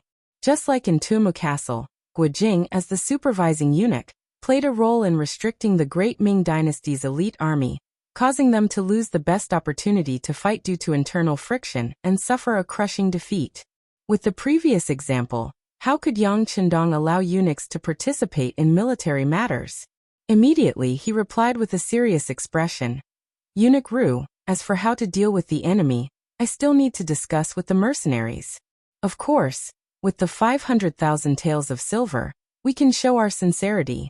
As for how to fight the war, I'm afraid that right now it's not up to you or me to decide. So it's like this. However, I don't know if this eunuch can go with the loyal marquis to take a look at the mercenaries' barracks? Ru Zhu said with a modest expression. This was also Zhu Qiyu's intention.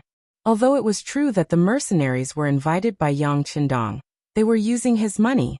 He couldn't monopolize them, could he? If possible, he would have his own people contact the mercenaries. If he could use them, wouldn't it be better? He wouldn't have to trouble the loyal marquis with everything.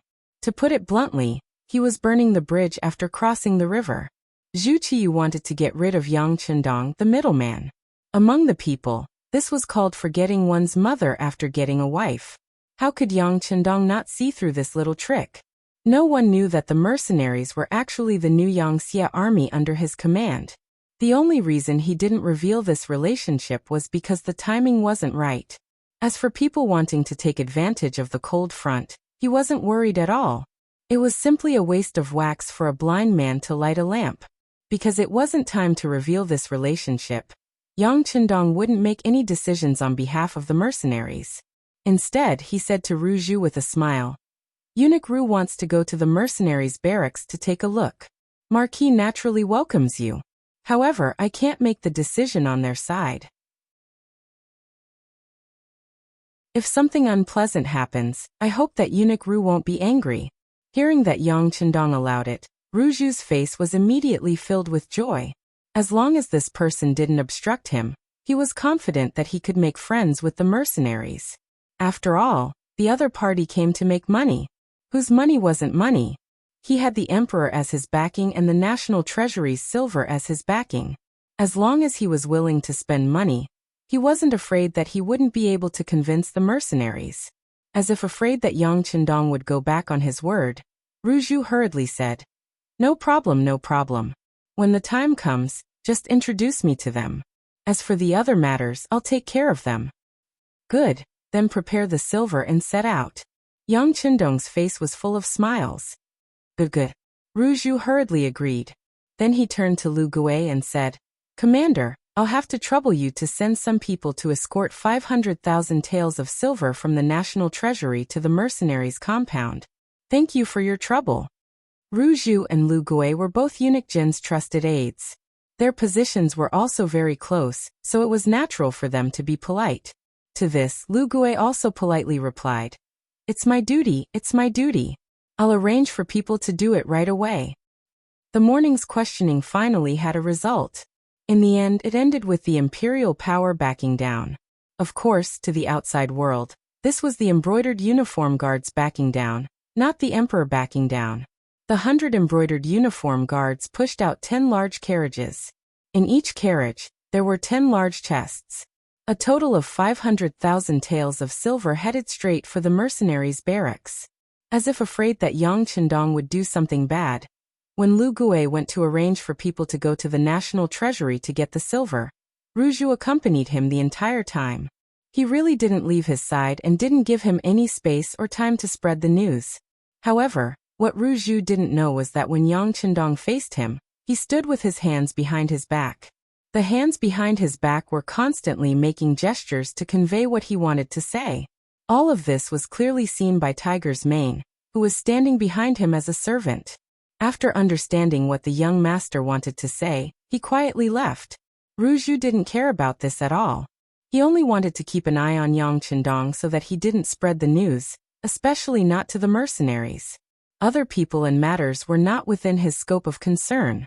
Just like this, Ru Zhu accompanied Yang Qindong until the silver was prepared.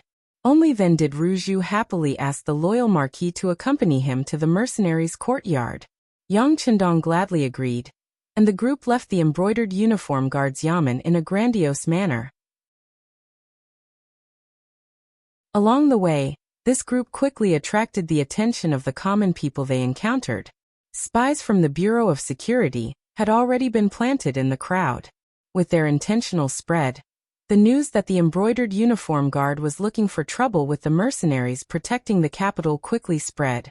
Many common people began to reprimand the embroidered uniform guard, and the balance of public opinion began to tilt in favor of the mercenaries.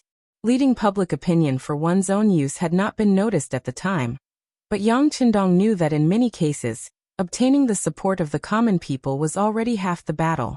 Of course, there was no need for him to explain these things that would later be regarded as the truth to others. There was a wide road in front of the mercenaries' courtyard. He had only chosen this place because he had considered the problem of gathering an army.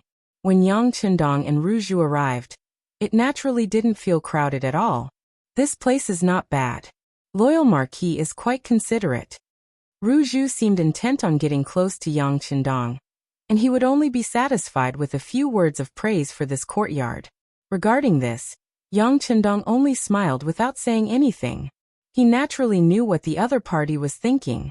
If it weren't for the fact that he was still useful, the other party would have already coldly glared at him, and even tried to make trouble for him.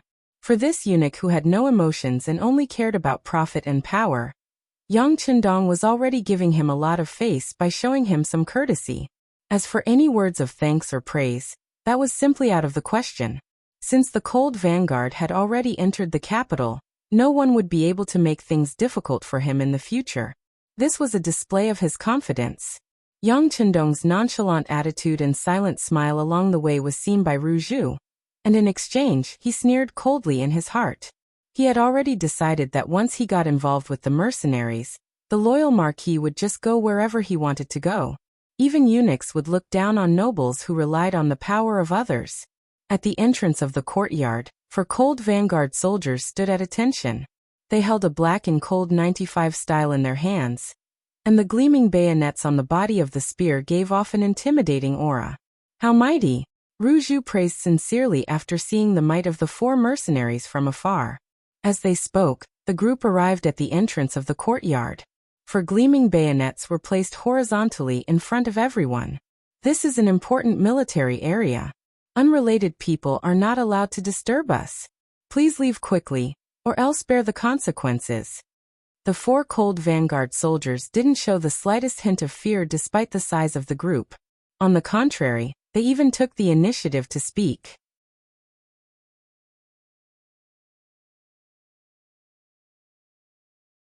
Chapter 193. Yang Chendong stood in the middle of the crowd and watched all of this with an indifferent expression. He had no intention of walking out. He had not come into contact with the cold front for a long time. He also wanted to see the mental state of this troop from the side. Ruju stood in the front row of the crowd, especially when he was about to reach the entrance of the courtyard. He intentionally quickened his pace. His intention to seize the opportunity was very obvious. Yang Chendong was happy to see this happen. That was because he knew that the cold front would not treat Ruju well just because of some silver. If they really did that, it would be equivalent to being expelled from the cold front. Only with iron discipline would an iron army appear. Yang Chendong was very confident in this point. However, some people did not know about this. After seeing that the front was blocked, Ruju took the initiative to walk out. He then put on a smile on his face and bowed respectfully as he said, "Brothers, please allow me to report. I am a supervising eunuch of the Great Ming's Imperial Horse Directorate. This time, I am here to deliver the silver. Do you think you can let us pass? Step back. If you take half a step forward, you will be killed without mercy." In response to Ruju's attempt to curry favor with him, the platoon leader of the cold front, who was standing guard at the entrance, had a serious expression on his face. At the same time, he pulled the bolt of the 95 style gun in his hand, and a murderous aura spread out in all directions. In the past, Ruju was only an internal envoy. When had he ever seen such a scene? He was immediately frightened and involuntarily stepped back. His mouth trembled as he said, "This eunuch is really here to deliver the silver. If you don't believe me, you can call your general out to verify my authenticity. Who is making a racket outside the courtyard? Do you know that this is a military area? Unrelated people are not allowed to come near." A shout came from inside the gate. Then, the sound of orderly footsteps could be heard. Soon after, a dozen or so cold front soldiers led by Tung Shan walked out of the courtyard. As soon as these people appeared, they raised the 95 style and held it in their hands. Then, they coldly stared at the great Ming Empire's embroidered uniform guards outside the door with hawk-like eyes. It was as if they were ready to fight if they didn't get along. The embroidered uniform guards were considered ferocious. Who knew how many people were bullied by them? From commoners to merchants, to officials and nobles, who wouldn't tremble when they saw them, afraid that they would be remembered? This also made them feel superior to others. But for some reason, the moment he saw Lung Feng, a chill rushed out from the soles of his feet. It felt as if he was being targeted by a ferocious tiger, and could become a piece of meat in its stomach at any moment. Some of the more timid embroidered uniform guards didn't even know where to put their hands and feet. They just lowered their heads and didn't say a word. Ru Zhu also felt a chill spreading from his head to his feet. He did not know that this was because Tung Shan and the others had killed too many people on Little Ryukyu Island. However, no matter how scared he was, since he received the imperial order, he always wanted to complete the mission. After he raised his head and saw Tung Shan's murderous aura, he immediately lowered his head. Then he tried to use a negotiating tone and said, "General, I am a supervising eunuch of the Great Ming's Imperial Horse Directorate. This time, I am here on the orders of our emperor to deliver silver to you." Deliver silver? Hearing Ru Zhu's words, Tung Shan's murderous aura seemed to have cooled down a lot.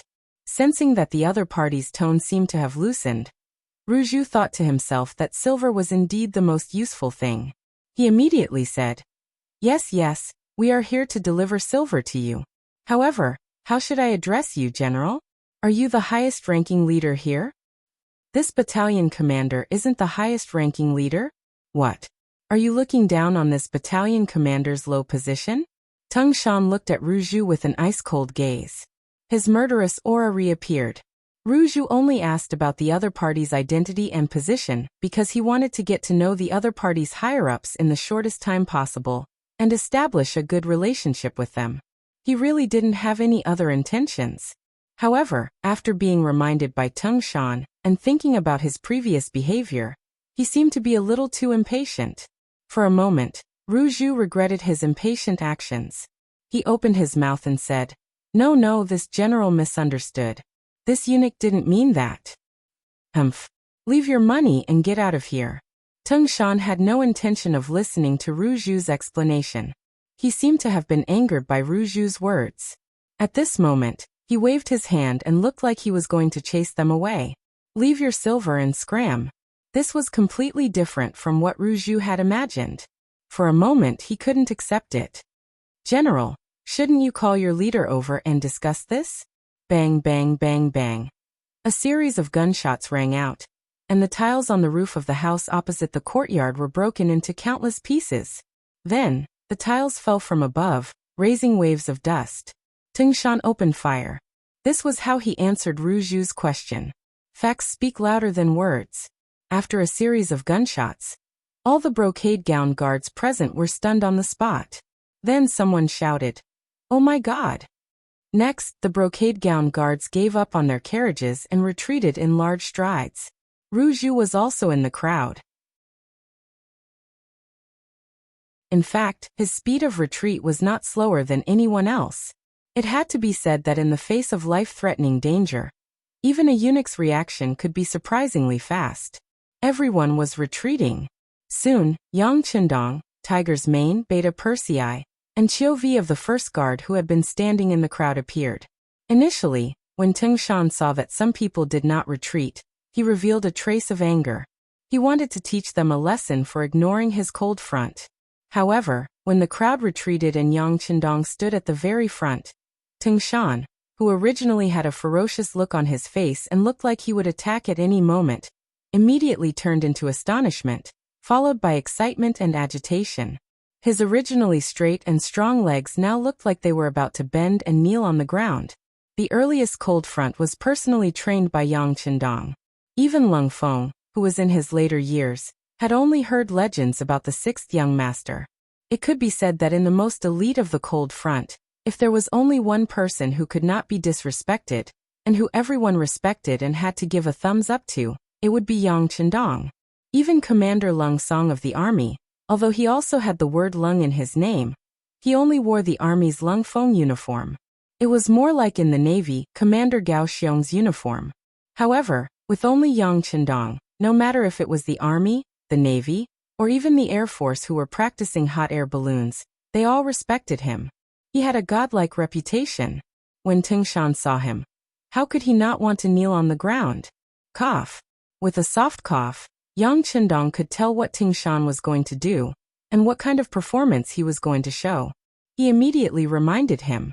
Although the cough was not loud, it shocked Tingshan like a sudden clap of thunder. When he saw Commander Ru and a group of Imperial guards looking at him from the corner of his eyes, he finally remembered where he was, and what kind of situation he was in. Tingshan forcefully put away his thoughts of kneeling and bowing to Yang Qindong. Then he made a gesture of inviting him in. Following Tingshan's action, all the cold front soldiers standing on both sides of him straightened their bodies as if they were soldiers waiting for the king to inspect them. Some of these cold front soldiers were personally trained by Yang Qindong, some of their military ranks were taught by the sixth young master, and some of them did not know Yang Qindong. However, this did not stop them from expressing their respect for the young master. He really wanted to say something to these brothers, even if it was just to pat them on the shoulder and give them some encouragement. However, Yang Qindong knew that this was not the time to do this. If he appeared too close to the mercenaries, it would be hard to avoid suspicion. This would not be beneficial to his next plan. With his back facing Commander Ru and the others, Yang Qindong could only smile at these cold front soldiers. However, this smile was like the sun in the cold winter, making these brothers feel a warmth from the bottom of their hearts. At this moment, their hearts were beating rapidly. This was the godlike sixth young master, and he was smiling at them? With this experience, they would be able to brag about it for a while when they returned to Crimson City. Tingshan also suppressed the excitement in his heart. After Yang Qindong stepped into the courtyard, he quickly followed him. At this moment, a large group of people had already knelt down in the courtyard. The leaders were Commander Lung Song and Battalion Commander Wu Sheng. "Welcome, sixth young master." The voice was low, but it was more like the ray of sunlight before dawn, ready to explode with powerful energy at any time. "Brothers, thank you for your hard work." Facing close to 300 cold front soldiers, Yang Qindong was also very excited. In his eyes, these were his children. They were created by him, and they were also his pride. The words "thank you for your hard work" caused many cold front soldiers who would not even blink in the face of death to cry. Perhaps to them, these were the words they had been waiting for. Yang Qindong was also very excited in his heart. At this time, he felt as if he had returned to the barracks of his previous life, and saw those outstanding soldiers he had brought with him. This made him unable to calm down. However, Yang Qindong, who had lived 2 lives, knew what he wanted to protect, what he pursued, and what his dreams were. In order to achieve this final goal, he could not do whatever he wanted at this moment. Hence, he suppressed the excitement in his heart and walked in front of Lung Song. He patted his shoulder and said, "Not bad, you're more sturdy than before." "Thank you, sixth young master, for your praise." Lung Song, who did not like to smile and always had a stern face in the eyes of the soldiers, actually smiled at this moment. His smile was so carefree, so natural, and so sincere.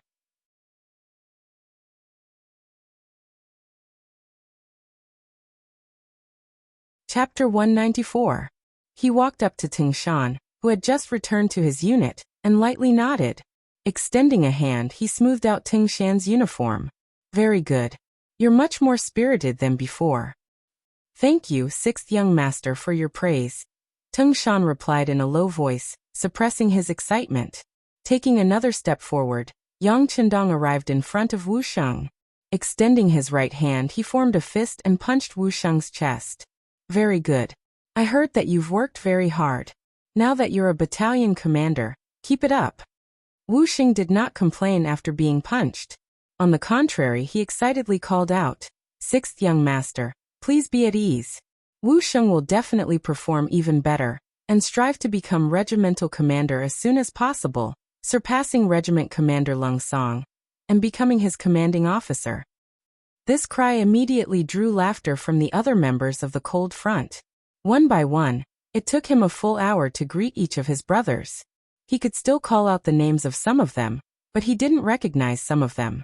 However, this didn't stop them from quickly becoming friends and brothers. Lung Song, Tung Shan, and Wu Sheng followed at Yang Qindong's side, introducing each of their unfamiliar brothers to him, recounting the contributions they had made, the areas in which they had excelled, and their individual characteristics. In this hour, Yang Qindong had gained a deeper understanding of the 300 Cold Front members. At this moment, the 500,000 taels of silver had been carried into the courtyard. Even the Cold Front members who had been guarding the gate had entered the courtyard to greet the sixth young master. Very good. Your performance has greatly pleased this young master. You truly live up to the name of the Cold Front.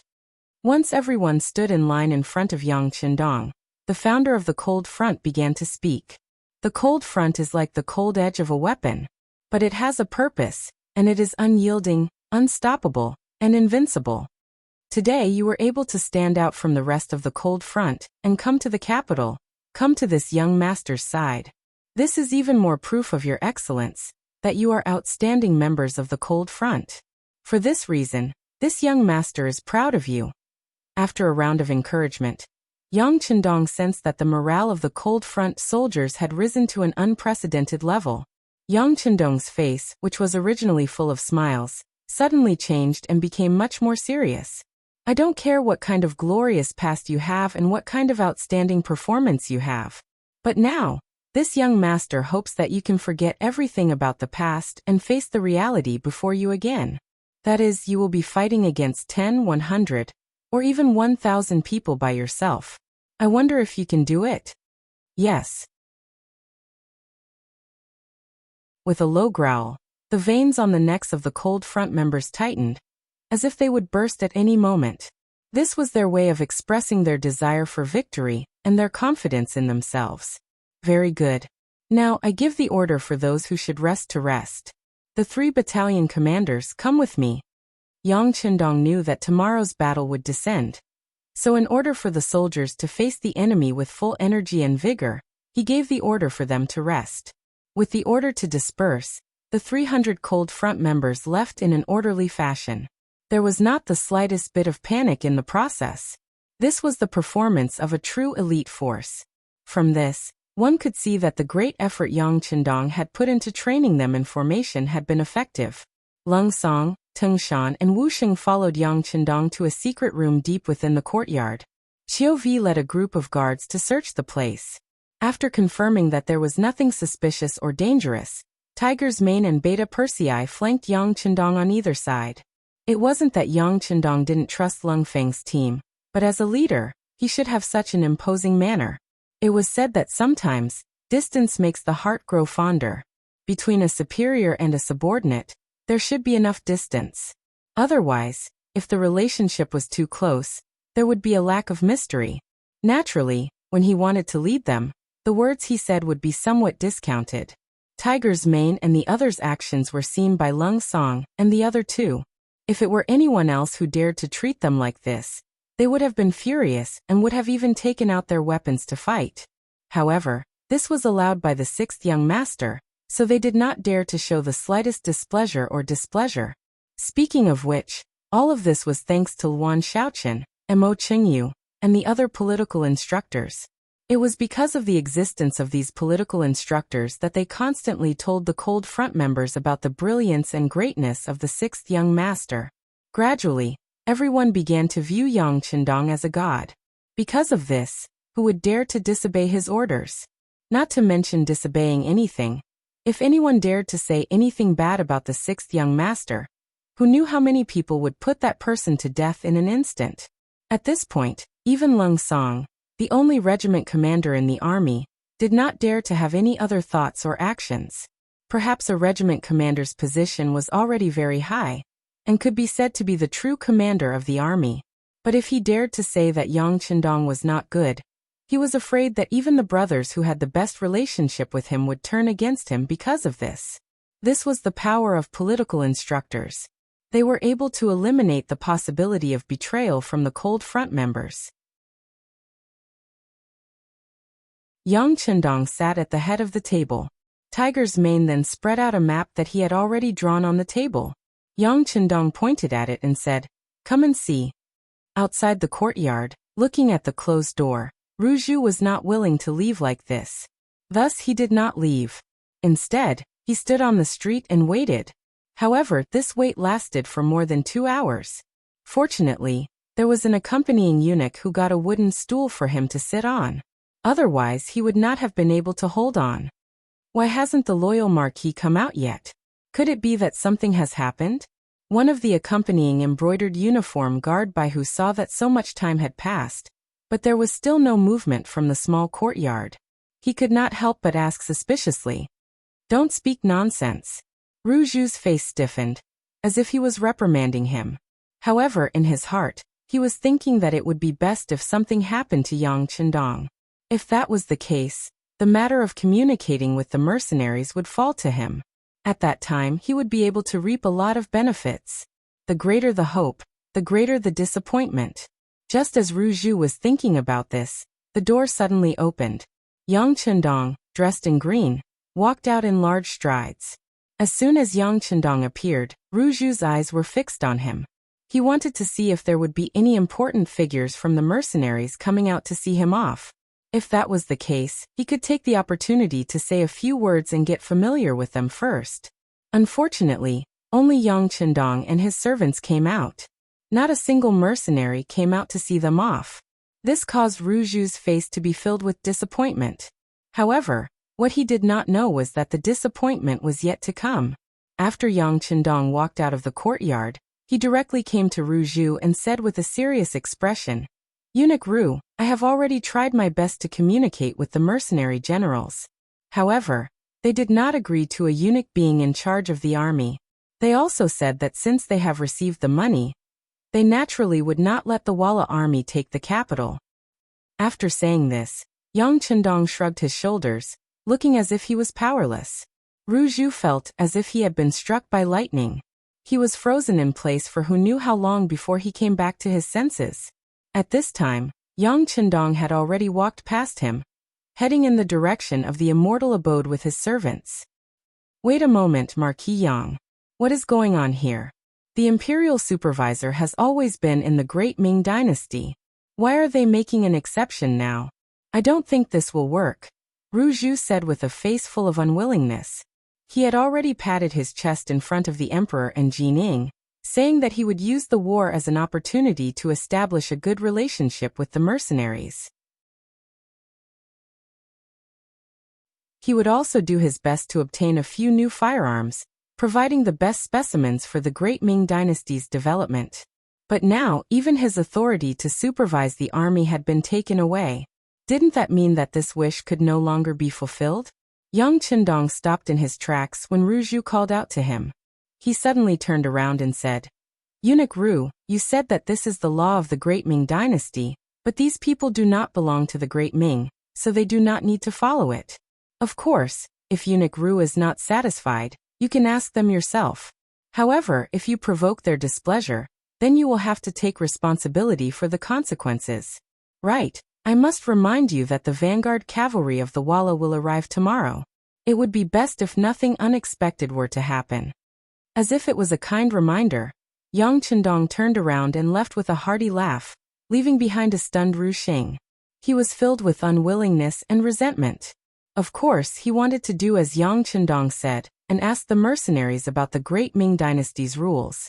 However, after the embroidered uniform guard's reckless actions last night, he didn't dare to do that again. What if he really angered them and they demanded money again? He had already paid 500,000 taels. He had already lost face once. Was he going to lose face a second time? Ruju let out a long sigh. He knew that he would not be able to complete the decree this time. He really didn't know that the emperor would be so furious after finding out about this. It seemed that he still needed to greet eunuch Jining and protect his current position first. As for forming a good relationship with the mercenaries, once the war started, it wouldn't end in a day or two. When the time came, an opportunity should appear. Putting aside the fact that Ruju went to the palace to find Jining and reported what happened to the emperor, it caused Zhu Qiyu to be extremely angry. The news quickly spread in the city that the 10,000 elite vanguard cavalry of the Walla would arrive in the capital tomorrow. When the news came out, the entire city was terrified. Some people began to pack their bags and prepare to leave the capital. Some cowards who had nowhere else to go began to pray at home, hoping that the great Ming dynasty's army could win a battle and defeat the wolves of the Walla.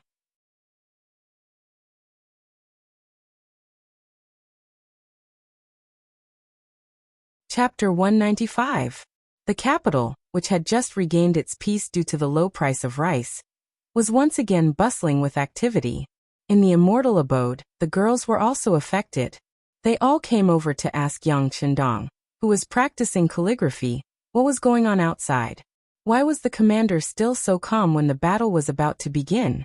Young Qindong had unknowingly become obsessed with writing. In his last life, he had been running all over the place to complete missions. How could he possibly find the time to compose himself and write? Now that he finally had the time and opportunity, he naturally had to put in some effort. At the very least, when he inscribed words for someone in the future, they wouldn't look too bad. Sixth brother, sixth brother. A series of feminine voices came from outside the study. Young Qindong, who was in the middle of writing, sighed softly. He knew that his plans to practice calligraphy today had been dashed. He only had 4 women and it was already so lively. He really didn't know what it would be like with the addition of other women in the future. At this moment, young Qindong suddenly missed the old Yang clan residence in Jianing Manor. Back then, he could really do whatever he wanted, and no one would bother him. While young Qindong was still reminiscing about the old days, Hu Yan and the other 3 girls ran in. As soon as they saw young Qindong still holding the pen, they immediately surrounded him, and for a while, they kept asking him questions. Young Qindong couldn't tell who was asking what, but he had a rough idea of what was going on. The 4 women all wanted to know if they could defeat the Walla cavalry tomorrow. That was the cavalry that had defeated Ing Zong and Shi Hung. They were all worried for young Qindong. Well, your husband knows what you are worried about. How about this? Tomorrow, all of you will put on makeup and go to the battlefield with Lulang. What do you think? Young Qindong suddenly raised his voice and said something that shocked the 4 women. Since ancient times, it had been an ironclad rule that men should fight on the battlefield and women should stay at home. Apart from Hua Mulan and the female generals of the Yang clan, very few women were allowed to fight on the battlefield. However, young Qindong just had to make this request. How could these women not be shocked? Lulang, are you okay? Can we go to the battlefield too? Hu Yan's face was filled with disbelief. At the same time, her face was flushed red. Obviously, this proposal had touched her nerves and made her begin to yearn for it. Of course, I've already prepared your clothes. I borrowed them from the mercenaries and put them in your room. Take them and see if they fit you. Young Qindong's eyes were as clear as a spring, and his face was full of love. When the 4 women heard this, they immediately ignored young Qindong and walked towards their rooms. After a short while, the 4 girls in camouflage uniforms returned to young Qindong. They were also in camouflage uniforms. When the 4 women wore the custom-made camouflage uniforms, their graceful figures were immediately highlighted. They actually had such a temperament, and were so different from the rest. Hu Yan and the other 2 women looked at each other and chattered nonstop. Only Qiao Yin, who knew the truth, kept smiling. She knew that these clothes were not borrowed at all. They had already arranged for the garment factory in Crimson City to make them according to the women's figures. At that time, the concept of men being superior to women was very serious. Even the few men who loved their wives would be called a lioness from Hudong. Sometimes, these men had to worry about other people's opinions and do some things that hurt women. Only Yang Qindong really doted on his women. When he did things, he did not care about other people's opinions and thoughts. While the women were satisfied with the military uniform, they were even more satisfied with Yang Qindong's attitude towards them. This was what made them happy. Seeing the four women slowly calm down from their excitement, Yang Qindong smiled and said, "These clothes are not for you to wear for free. There is a mission." "Ah, there is a mission? What mission?" When Hu Yan and the other two women heard that there was a mission, their breathing became a lot more rapid. They even wondered if Lu Lang really wanted them to go to the battlefield. But what could they do without the strength to truss a chicken? The four women looked at him suspiciously. Yang Qindong chuckled and said, "What are you thinking? How can I be willing to let you fight the enemy?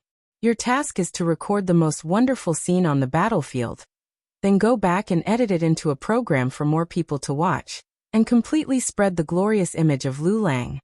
Yang Qindong said very arrogantly. Hu Yan and the other two women laughed. But after laughing, they felt deeply gratified. Since Lu Lang dared to let them walk around the battlefield, it was enough to show that he was full of confidence in this battle. In fact, this was the real reason why Yang Qindong wanted to take the women to the battlefield. If he wanted to make a program, he could have learned it from the soldiers who participated in the battle in the future. But he did not do that. Instead, he wanted to take them with him. He wanted to tell the women through this battle that the battlefield was not as dangerous as they imagined. At least on the battlefield with him, Yang Qindong, they could still be very relaxed. After tomorrow's battle, when Yang Qindong went out to lead troops to battle in the future, the women would not have to be so worried and afraid at home. The four girls left in high spirits. From the looks of it, it was clear that they were going to wear the new military uniforms and walk around the Yangjia village for everyone to see. They were going to receive some envious gazes. Yang Qindong stayed in the study, discussing something with Tiger's Man and Yang San about tomorrow's battle. "Yang San, is your security bureau ready for tomorrow's battle?" Looking at the actual leader of the security bureau, Yang Qindong's tone had a trace of concern and comfort. "Young master, please rest assured that everything is ready. I promise not to let irrelevant people near the gate." Yang San replied respectfully and confidently. "Very good. This battle must be fought with a sense of mystery. You all remember, as an opponent, the less they know about your methods, the more they will be afraid of you. What we need to do is to form and maintain this sense of mystery to the greatest extent, so that the opponent can't figure out what to do." After saying this to Yang San, he said to Tiger's Man, "Tell Butler Yang Nung to pay attention to the security situation of the Yang family village. Presumably, some people who can't find out about the mercenaries will have their eyes on the Yang family village. These few days, young master, I have to deal with the Walla army, so I don't have time to deal with the matters of the village. I will leave Dao Zhao's second guard team to protect the village." "Yes, young master, I will inform Captain Dao Zhao in a while. However, I think that he will not be happy if he is not allowed to participate in the battle, and is instead staying in the village." Tiger's Man chuckled. Dao Zhao would definitely feel very wronged if he was not allowed to participate in the battle. Thinking back to the Battle of the Tumu Castle, they did not go and instead stayed. Now that they were being asked to stay, it would be strange if they were happy. Yang Qindong smiled at this. "Tell Dao Zhao that the division of tasks is different, but they are all equally important. Tell him not to be arrogant and impatient. In the future, the young master will have a lot of things to do, so there is no need to worry that they will not have a chance to participate in the battle." Yang Qindong was preparing for tomorrow's battle, and he was full of confidence. This was his first real battle in this world, so of course he had to make an exciting appearance. In comparison, there was another army that was also full of confidence heading towards the capital. They were Walla's 10,000 vanguard cavalry. The Battle of Tumu Fortress was a great victory, and it was unknown how many Ming Dynasty officials were killed. If it were not for Yang Qindong's intervention, perhaps even Ming Emperor Zhu Qizhen would have been killed or captured. This battle also made Walla's appetite grow. Especially after Xi Ning defected to the enemy, she revealed many things about the Ming Dynasty, including many secrets of the imperial court and the imperial palace. According to what Xi Ning said, the Ming Dynasty's civil and military officials were not on the same side. They were very hostile, and would often crush each other. For example, the Battle of the Tumu Castle was a conspiracy by the civil officials against the military officials in order to severely injure them. In this battle, didn't a general like Zhang Fu die on the battlefield? However, in reality, it was true that the civil and military officials were at odds with each other. However, in the Battle of the Tumu Castle, many generals died, so how much better were the civil officials? Again, if not for Yang Qindong's intervention, at least 2 ministers would have died on the battlefield. It didn't seem worth it to use such a heavy capital to design a plan. However, Walla didn't know this. They won the battle and thought that Xi Ning was right. Even when they were fighting against Shi Heng, it was Xi Ning who came up with the idea. First, they pretended to be weak, and then baited the enemy step by step. In the end, they defeated the enemy. Because of this, Xi Ning became a good friend of Walla's people.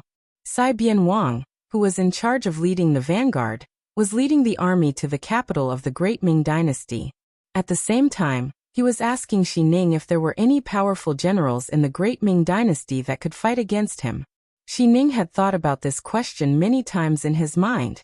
He had thought of almost all of the courtiers and confirmed that there were still generals who could lead troops, but he could not think of anyone who could truly command an army. General, in the Battle of the Tumu Castle, the Ming Dynasty's military officials were all killed. There is no one left who can fight against our Walla's army. In addition, Ingzong went to Nanjing to rebuild the imperial court. The Ming Dynasty, which was divided into 2, has nothing to fear. Oh. Ha ha ha. Doesn't that mean that the Ming Dynasty's capital is at our fingertips? The wealth and women there will all belong to our Walla? Ha ha ha. Xi Ning laughed wildly. He was imagining beautiful women in his arms, delicious food in his mouth, and piles of gold and silver. Xi Ning looked down on the Xi Ning who only thought about wealth and women. A person who was too greedy couldn't achieve anything great. General, now that the Ming Dynasty's army is empty and weak, what we should do now is to lead the army into the capital, and then go all the way south until we occupy the entire Ming Dynasty.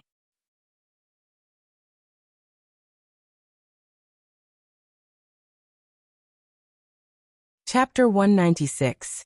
Yes, Brother Xi Ning is right. But this matter still requires Big Brother Yeshin's decision. I think it's better to enter the capital first. The competition king chuckled. On the surface, he seemed to believe Xi Ning's suggestion, but in reality, he was short-sighted and had limited knowledge. It would be difficult for him to achieve anything great. Seeing this clearly, Xi Ning simply didn't say anything more. Once the capital was truly conquered, leader Yeshen would probably arrive soon. At that time, it wouldn't be too late to make a suggestion. At this time, both Sagan Wang and Xi Ning treated the capital of the Great Ming Dynasty as their own backyard. In their view, wherever the army arrived, the enemy would definitely surrender. But they did not know that Yang Qindong had been waiting for them for a long time. Another day, the sun slowly rose from the east. With the arrival of a new day, the capital was extremely quiet. Because of the fear of war, those who could leave had basically left. Those who stayed behind were those who didn't want to leave for various reasons. In Yang Qindong's words, those who stayed behind had a stable mentality. Even if the war started, they wouldn't easily cause trouble. With no one causing trouble in the capital, Yang Qindong had less to worry about, and he could focus on fighting the Tile army. Although he had the Yangtze's new army and the world's most advanced firearms, he still had too few people. Including the 100 cold vanguards led by Xiaofeng, they only had 400 people. Facing an enemy dozens of times their number, they couldn't be careless. War had always been a very serious matter, and it was also the easiest thing to change. A careless mistake, or a problem in a link could directly change the outcome. Of course, Yang Qindong was still very confident in the Yangtze's new army's cold vanguards. They were forbidden from doing anything, so there wouldn't be any problems. What he was worried about was the 10,000 city defense army that the emperor had given him, including the 5,500 soldiers from the warden's office. These people were used to running amok in the city. Bullying ordinary people was not a problem, but when faced with the elite Walla cavalry, it was hard to say what the result would be. Even when they were fighting in a favorable battle, It was doubtful whether they could achieve complete victory. Thus, early in the morning, Yang Chendong had called over the 5 commanders and led them to the north gate of the capital, the Dushing Gate, to stand on the gate tower. Along with the 5 commanders, there was a general called Yang Guang. He was originally the deputy commander. When Shi Heng, the commander, lost the battle and disappeared, he naturally became extremely important. Yang Guang was quite capable. More importantly, he had a good attitude. When he saw Yang Chendong, he would call him Marquis, then Marquis. He felt very close. Under his lead, Sun Tong and the other commanders also changed from calling him Yang Ho to Marquis. Standing in front of Yang Guang, Sun Tong and the other 5 commanders, Yang Chendong pointed behind him, which was the empty space outside Dushing Gate. Before long, the Walla cavalry will appear here. A big battle is unavoidable. Everyone, are you afraid? Yang Chendong's tone was very calm, even cold. It was as if the appearance of the enemy was like a story, unable to stir up any waves in his heart. In comparison, the 6 commanders' expressions were not as good. Yang Guang and Sun Tong were still in a better state. At least they could still stand up straight.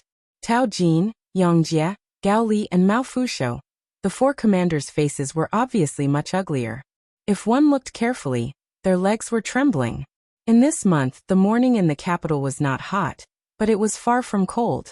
However, the 4 of them were so nervous that they broke out in cold sweat. This was enough to show the fear in their hearts. Forget it. The 4 of you will follow what we said before. Each of you will lead 200 soldiers to maintain order in the city. But remember, before the enemy enters the city, there cannot be chaos in the capital.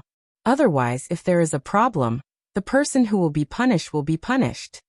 Yang Chendong did not want Tao Jin and the other 3 to stay. Their presence was not only a good thing for the morale of the soldiers, it could also lead the other soldiers astray and make them feel afraid.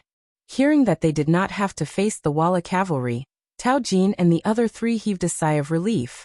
They clasped their fists and bowed to Yang Chendong before retreating from the tower. Only Yang Guang and Sun Tong were left. Yang Chendong said, "Vice Commander Yang, you are in charge of leading 5,000 cavalry to remain under the Dushing Gate. When the time comes, when I give the order, lead the army out of the city in pursuit. Remember, without Marquis's order, you are not to attack. Also, when you leave the city, do not go too far. 10 li is the limit. If you exceed this distance, immediately retreat. Do you understand?" Yang Guang, who was called out, was confused. From Yang Chendong's words, he was leading the cavalry out to chase after the enemy. Did he not need to fight a battle? If he did not fight, how could he be sure that the enemy would escape? If they did not escape, how could they chase after them? But while he was confused, military orders were like mountains. Yang Chendong was the commanding general personally appointed by Zhu Qiyu. Since there was a military order, he only needed to follow it. "Yes, please rest assured, Marquis. I will definitely act according to your orders." After saying this, Yang Guang clasped his fists and left to make preparations. 5,000 strong horses. This was a number that had been gathered after searching the city for a long time. It was also one of the strongest forces in the capital that everyone could see.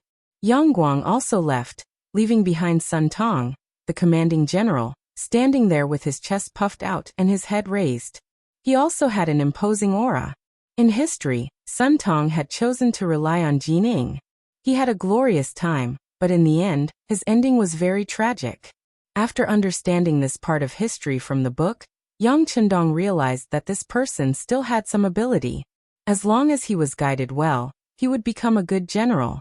Thus, he intended to train him and keep him by his side. "Commander Sun, I'll leave the remaining 4,000 people in the warden's office to you. They are all placed above the Dushing Gate. You have to give people the impression that there are soldiers everywhere. Can you do it?" Facing Sun Tong, Yang Chendong gave him his task. "Please rest assured, Marquis. I will definitely do a good job," Sun Tong replied in a loud voice, but in reality, he was already very confused. What did the loyal Marquis mean? Was he only leading soldiers to guard the city gates? Did he not need to send people to meet the enemy outside the city? It seemed that he was going to passively defend the city, but he didn't know if he would be able to do so. Sun Tong went to make arrangements, his mind filled with confusion. Just as he was wondering if he would have to rely on the city gate towers to stop Walla's army, a new order came down that left him completely confused. He didn't understand what Yang Chendong wanted to do. The new mission was to close all the gates of the capital except for the Dushing Gate. The only one that wasn't closed, the Dushing Gate, had to be left wide open so that people could walk straight in. He didn't understand why the gates had to be opened. Wouldn't this be allowing Walla's army to enter? It had to be known that cavalry was most proficient in land attacks. If they defended the city gates, they might have a chance of winning. But if they opened the gates and let the people in, wouldn't that mean that they were giving up their advantage? This would only increase the difficulty of defending the city. Sun Tong, who couldn't understand, arranged for people to follow Yang Chendong's orders while ordering his trusted aide to inform eunuch Jining in the palace. The wheels of history were so similar. In his previous life he had relied on Jining, and in this life he was going to follow the same trend. In the palace, all the officials were summoned to the court. Compared to the usual court meetings, all the officials had lost the mood to submit memorials today. Zhu Qiyu sat on the dragon throne, but no matter how big the dragon throne was, it didn't seem to be able to calm him down. As if he was on pins and needles, he would move his butt from time to time, vividly displaying his anxiety. In reality, he couldn't help but worry. If the capital fell, it would be the end of his reign as emperor. He would become the second emperor after Zhu Qiyu to be defeated by Wala, becoming a disgrace in the history of the great Ming dynasty. Whether he would become a lofty emperor, a prisoner, or even a dead man all depended on how this battle to defend the capital was fought. Unlike in history, Yu Qian, the assistant minister of the Bureau of Military Personnel, was no longer present. Under Yang Chendong's guidance, they did not engage in battle with Wala's army on the outskirts. After Shi Heng's defeat, all the pressure was focused on the Victory Gate. That place would decide the final outcome of this battle. Reporting. Just as Zhu Qiyu's face was still filled with apprehension, the soldier sent by Sun Pao arrived outside the throne room. Enter the hall. Jining, who was standing next to Zhu Qiyu, was also concerned about the outcome of this battle. This time, he didn't wait for the emperor to agree before shouting out orders. At this moment of life and death, no one was thinking about whether Jining had overstepped her authority. Everyone was thinking about whether there would be a result in front of them. Was it a victory? Or had they lost? The soldier was allowed to enter, so he lowered his head and walked into the hall. Soon after, he dropped to his knees and loudly reported, "Marquis of Loyalty has ordered the Victory Gate to be opened. Deputy Commander Yang Guang has led 5,000 cavalry to lie in wait within the city. Commander Sun Tong has led 4,000 some soldiers to guard the gate tower of the Victory Gate." What? As the soldier finished explaining the situation at the gate, the imperial court instantly grew rowdy. How could they possibly open the gate? The Wala cavalry are most skilled in charging formations. The tall walls are our only support. Abandoning the gate tower to defend is simply avoiding our advantage. Minister of War Yi Ming loudly proclaimed in order to show off his erudition. That's right, that's right. Marquis of Loyalty's actions are truly inappropriate. The other officials began to jeer. Enough. The Minister of Rights, Hu Chang, was so angry that his lips trembled as he roared when he saw that the imperial court had turned into a pot of porridge. They were actually acting like commoners on the street.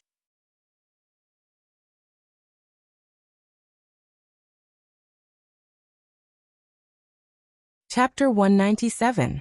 With this roar, all the officials focused their gazes on him. You are all important officials of the court, yet you are throwing yourselves into chaos like commoners. Where is your decency? Hu Xiao raised his beard and loudly questioned the officials. In terms of age and experience, Hu Kuang had sufficient qualifications. With this shout, many of the officials lowered their heads, not daring to argue with him. But there were also those who did not fear Hu Xiao, such as the Minister of War, Yi Ming, who stepped forward with his ceremonial tablet. Minister Hu, could it be that just because Yang Chendong is your grandson-in-law, you are protecting him like this? The Minister of Works, Sherpu, also stepped forward and said, Minister Hu, now is not the time to be thinking about family ties. That's right. When the country is in danger, we should consider the big picture and put family ties aside. The new Minister of Revenue, Jin Lian, also stepped forward and criticized Hu Xiao. After attending court for so many years, Hu Xiao had rarely been attacked by 3 ministers at once. But in the face of this situation, he had no intention of backing down. Instead, he looked at the 3 of them and said with disdain, "Oh, so the 3 of you should know how to fight, right? If that's the case, why didn't you step forward to shoulder the heavy burden when His Majesty was selecting great generals?" The Minister of War, Yiming, blushed at Hu Xiao's words. He knew that he was the one who should step forward to shoulder the burden, but he did not have the confidence to do so. Now that Hu Xiao had said this, he was clearly attacking him. Minister Hu, we are talking about the matter of the Victory Gate opening without attacking. Please don't change the topic, okay? Could it be that Yang Chendong has already surrendered to the Walla? And as his grandfather, you will also benefit from it? Is that why you are speaking up for him?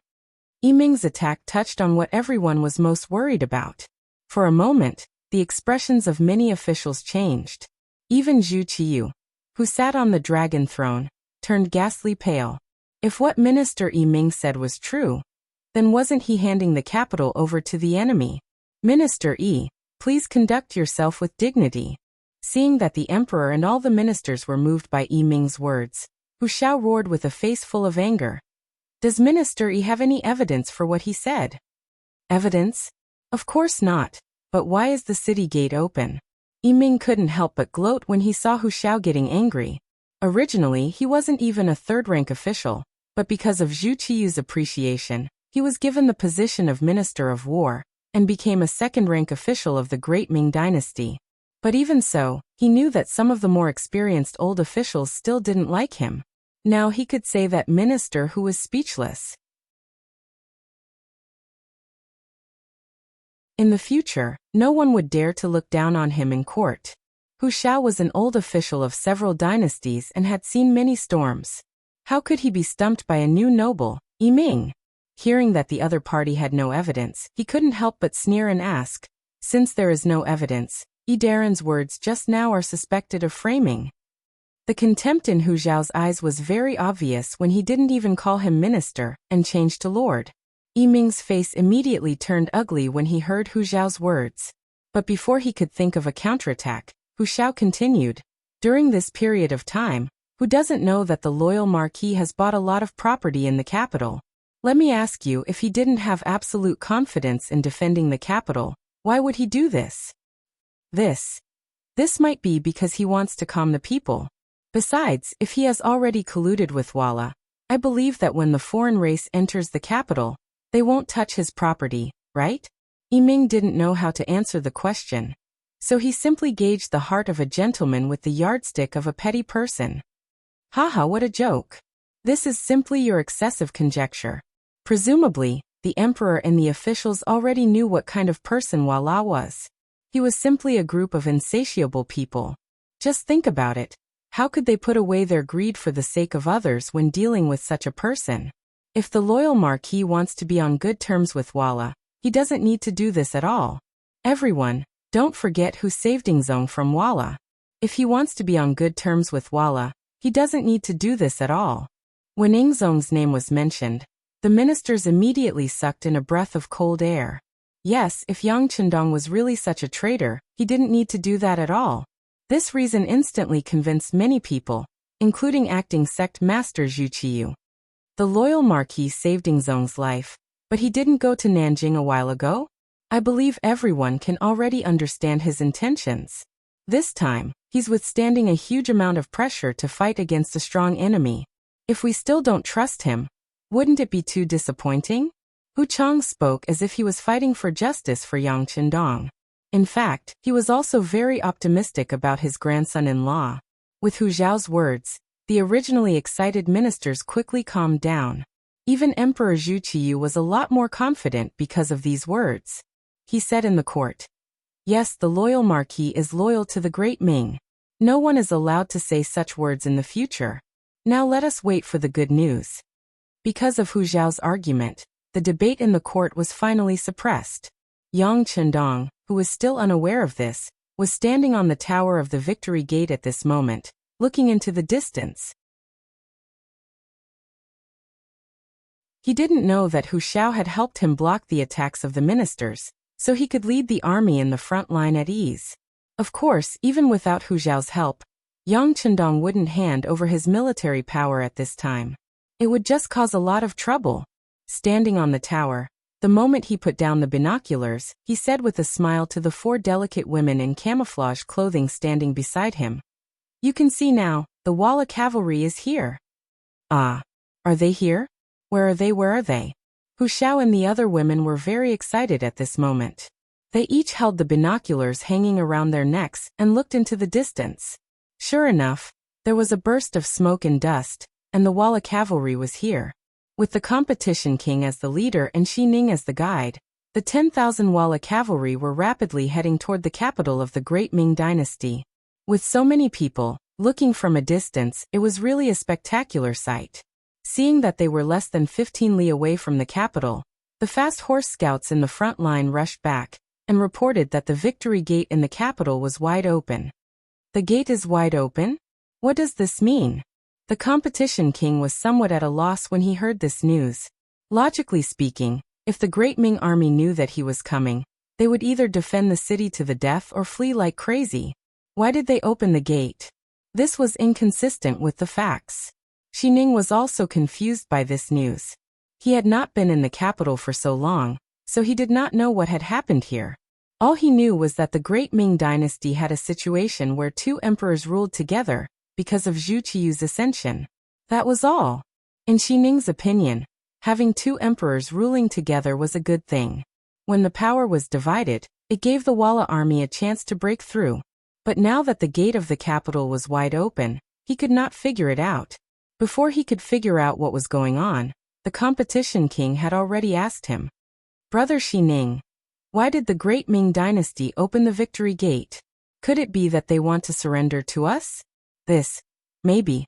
Xi Ning did not know the reason, so he naturally did not dare to talk nonsense. He could only follow the competition king's words. Xi Ning was just being polite. To put it bluntly, he did not have any ideas. But when the competition king heard his answer, he thought that he had guessed correctly. He was overjoyed and said, "Haha, as expected. The Great Ming Dynasty's army is just a scoundrel. When they know that our elite cavalry is coming, they must be panicking. In order to save their lives, it is possible that they will take the initiative to surrender. In this case, order the army to speed up and try to enter the capital for lunch at noon." Hearing the order, the Walla cavalry was overjoyed and eager to go, but only Xi Ning felt that things were not so simple. However, he really could not think of a reason to do so, so he could only follow the army to the Victory Gate. "They are coming straight to us." On the city gate tower, Huyen jumped and said. Then she realized that her performance was a little rude, so she immediately walked to Yang Chendong's side with a red face. "Ah!" Seeing Huyen showing such a cute side, Yang Chendong laughed. He was more proud that the Walla army was coming to the Victory Gate according to his plan, which was what made him happy. There were only 10,000 city defense soldiers, and they were only a second-line army. Yang Chendong did not dare to have too much hope for them. But the capital of the Great Ming Dynasty was really too big. There were as many as 12 gates that could enter the city. How to concentrate the troops and lure the enemy to attack was the first thing to consider. In order to achieve this goal, Yang Chendong ordered the other 11 gates to be closed, and only the Victory Gate was opened. Now, it seemed that he had successfully attracted the enemy's troops. It was only a distance of 15 li. In just a few moments, Vala's mighty cavalry appeared outside the Victory Gate. It was truly an army of more than 10,000 soldiers. Coupled with the fact that they were cavalry, it gave people a sense of grandeur. This kind of battle formation also scared Huyen and the other girls. Everything they knew about war was just from hearing about it. They had never seen it like this. For a moment, their bodies trembled because of nervousness. Yang Chendong had already noticed their changes. He walked forward and gave them a big hug. The warm hug quickly calmed them down. Then the sixth young master Yang strode to the front of the city wall. He looked down and saw Xi Ning and the others coming out of the cavalry.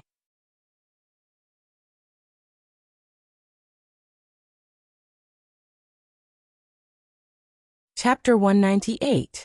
It was originally Xi Ning's idea to take the initiative to come out. In his eyes, the great Ming dynasty was already finished. They would only have a bright future if they followed Wala.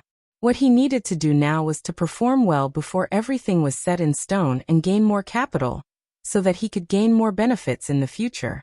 That was what he needed to do now. Therefore, when the army was 300 steps away from the gate, he took the initiative to ask to be the vanguard and talk to the great Ming Empire's garrison to see if they could enter the city without shedding any blood. For Xi Ning's request, the king of competition naturally agreed. When the two armies met, there was already danger. If someone wanted to take the initiative to volunteer, how could he not agree? Therefore, Xi Ning came to the victory gate with 2 Wala cavalry soldiers who were protecting him. Xi Ning, who was riding his horse, looked arrogant, but in fact he was very careful. This could be seen from the fact that he stopped when he was 180 steps away from the gate. He still cherished his life. At that time, the most advanced long-range weapons were firearms and strong bows. However, the effective range of a strong bow was generally about 160 steps. It would lose its original power if it was further away. As for firearms, although they could shoot that far away, they would definitely lose their accuracy. It could be said that 180 steps was a safe distance. Which general is on the gate tower? Can you come out and meet me? I am the vanguard of the Wala army, Xi Ning. As soon as he arrived at the victory gate, Xi Ning's unpleasant voice, which sounded like a male duck's throat, rushed straight to the top of the gate tower. Yang Chengwang was still dressed in cyan. After Xi Ning shouted, Yang Chengwang walked to the gate tower unhurriedly and exposed his body completely. He looked down at Xi Ning and cupped his fists. It turns out to be eunuch Xi. I've been waiting here for a long time. The one who came out was actually Yang Chendong. Xi Ning narrowed his eyes and looked up.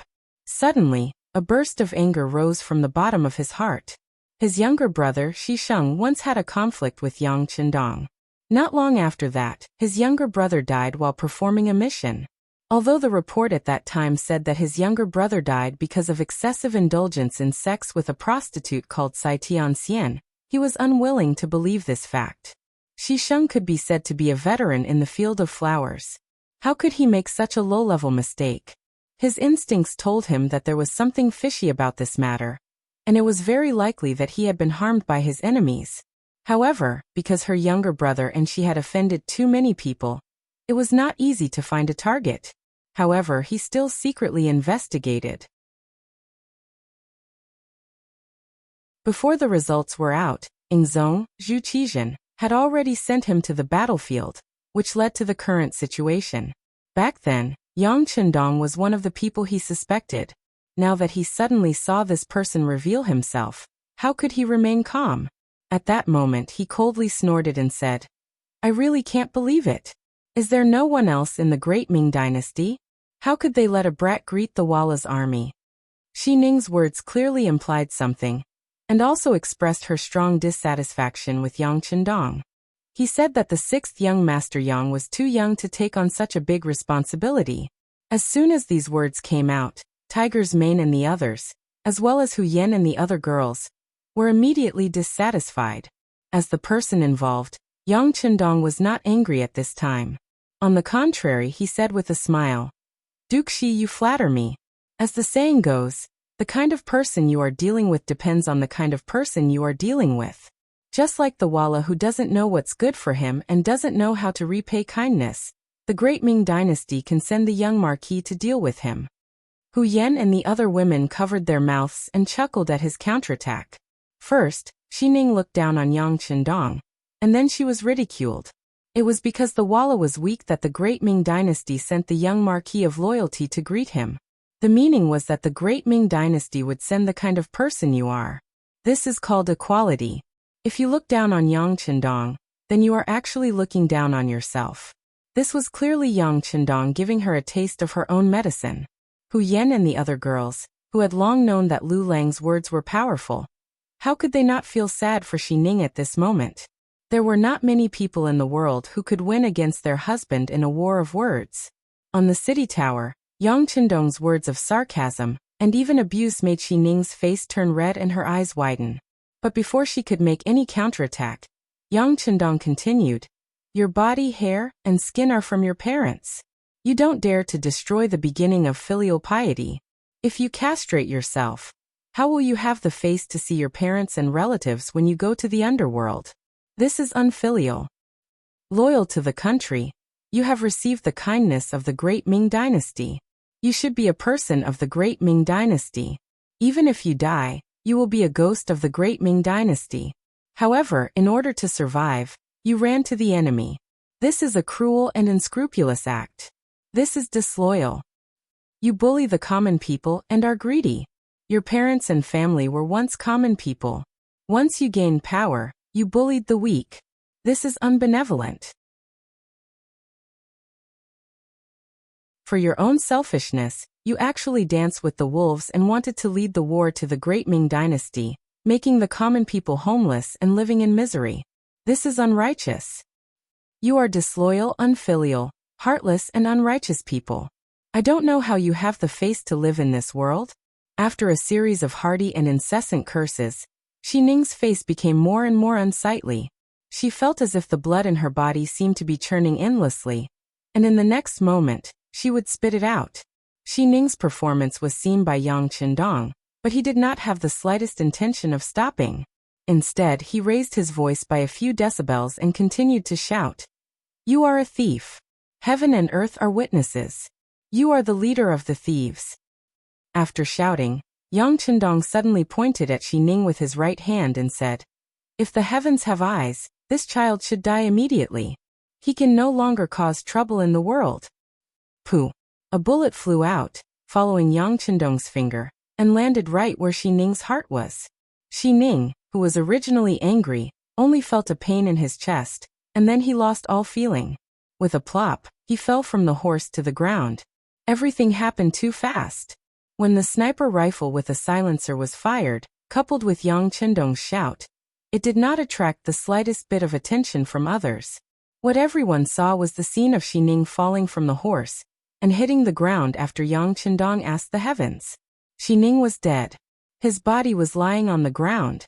It gave people the feeling that even if he died, he could not wash away the sins he had committed. Therefore, he could not face others. Jia. The two Walla cavalry soldiers who were originally standing beside Xi Ning saw that the person they were protecting was actually cursed to death. They were shocked and immediately turned their horses back. "You are aiding the evildoer. How can the heavens forgive you so easily? Let's die together." Seeing that the fat sheep in his hands was about to escape, Yang Qindong's eyes flashed with a sneer. Then he pointed at the two Walla cavalry soldiers who were rushing back. Immediately, the two figures fell from the horse and rolled on the ground twice. After that, there was no sign of life. With 3 finger strikes, 3 people died in succession. This shocking scene shocked everyone. At this time, whether it was the great Ming soldiers on the city tower, or the Walla cavalry soldiers below the city, they all looked up at the sky. They seemed to be looking for the place where the gods were. The gods have shown themselves. After the Walla cavalry 3 steps away from the city wall couldn't find the reason, there was a commotion.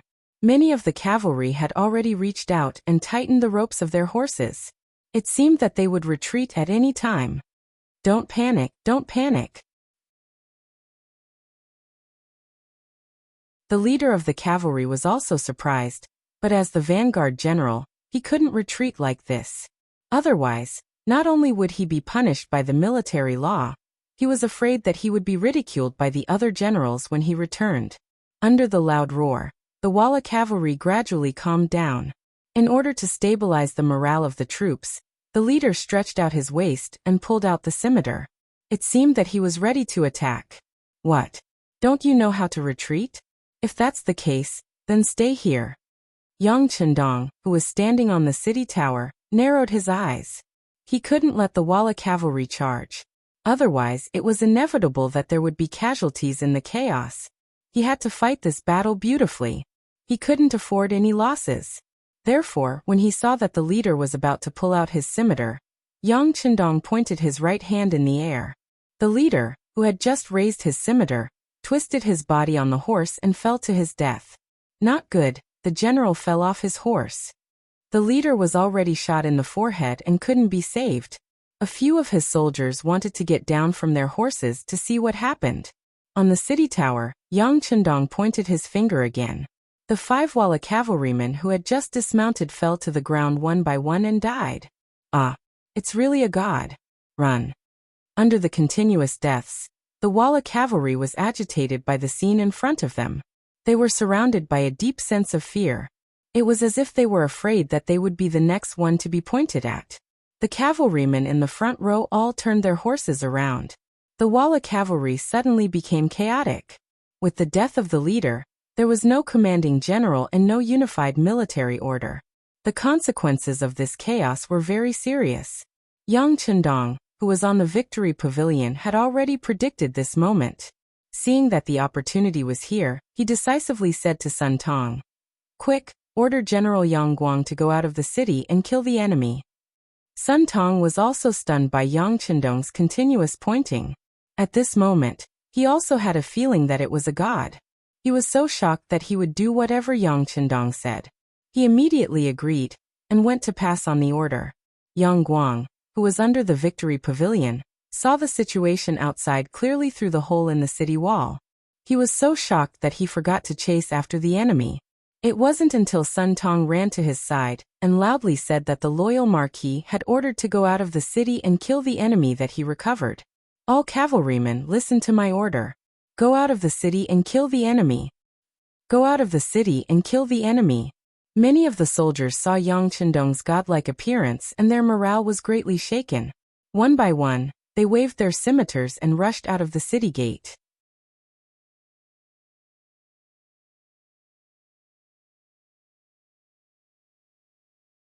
Chapter 199. The formation of the Walla cavalry was still in disarray. When they saw countless great Ming cavalry rushing out of the city gates, they became even more flustered.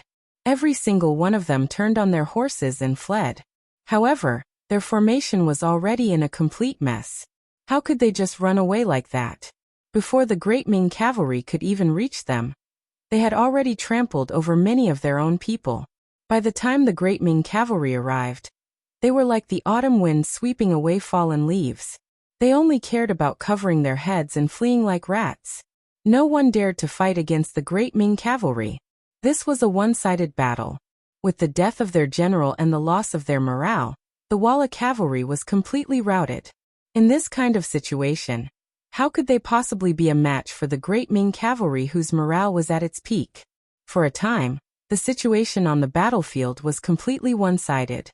Standing on top of the city gates of the Victory Gate, one could see the Walla cavalry being slaughtered. There were even some Walla cavalry soldiers kneeling on the ground and begging to surrender. The facts proved that there was no army that was undefeatable. As long as one used the right method, they could be defeated and surrendered. Yang Guang waved his large blade and led the charge. Just the number of Walla cavalry soldiers killed by him exceeded 7. Under his leadership, the majority of the great Ming cavalry also managed to kill a few. In the end, they were already 15 li away from the city gates. At this moment, Yang Guang suddenly remembered the words of the loyal Marquis. He immediately stopped his horse and gave up on the pursuit. Instead, he turned around and began to clean up the battlefield. With the situation settled, Yang Chendong revealed a hearty smile. He was in a good mood as he waved at Hu Yan and the others. "Come, let's go back to the immortal abode to eat. Let's go, let's go." Hu Yan and the others didn't show the slightest bit of fear. After seeing the brave side of their husband, the fear in their hearts had long flown beyond the highest heavens. "Marquis Yang, the war isn't over yet." Sun Tong saw that Yang Chendong was about to leave and hurriedly stood in front of him with a pleading expression. "Isn't today's war already over?" "Oh, that's right. You can also bring your subordinates to capture captives now. That's a great contribution. After we clean up the battlefield, we can report to the emperor. As for Marquis, he is a little tired and should go back and rest. When the main force of the Walla arrives, Marquis will appear." After saying this to Sun Tong, Yang Chendong and the four madams went back to the Victory Gate. Tiger's Mane, Beta Persei, and Chiovi's first guard team protected him as they gradually disappeared from Sun Tong's sight. Seeing Yang Chendong leave in such a carefree manner, Sun Tong felt a little regretful. He regretted that he did not seize the opportunity to associate with the loyal Marquis, and regretted that he sent the information that the city gates were wide open to the emperor. Since the deed had already been done, he could only think of a way to make up for it in the future. As for now, of course he had to lead the troops to capture the captives.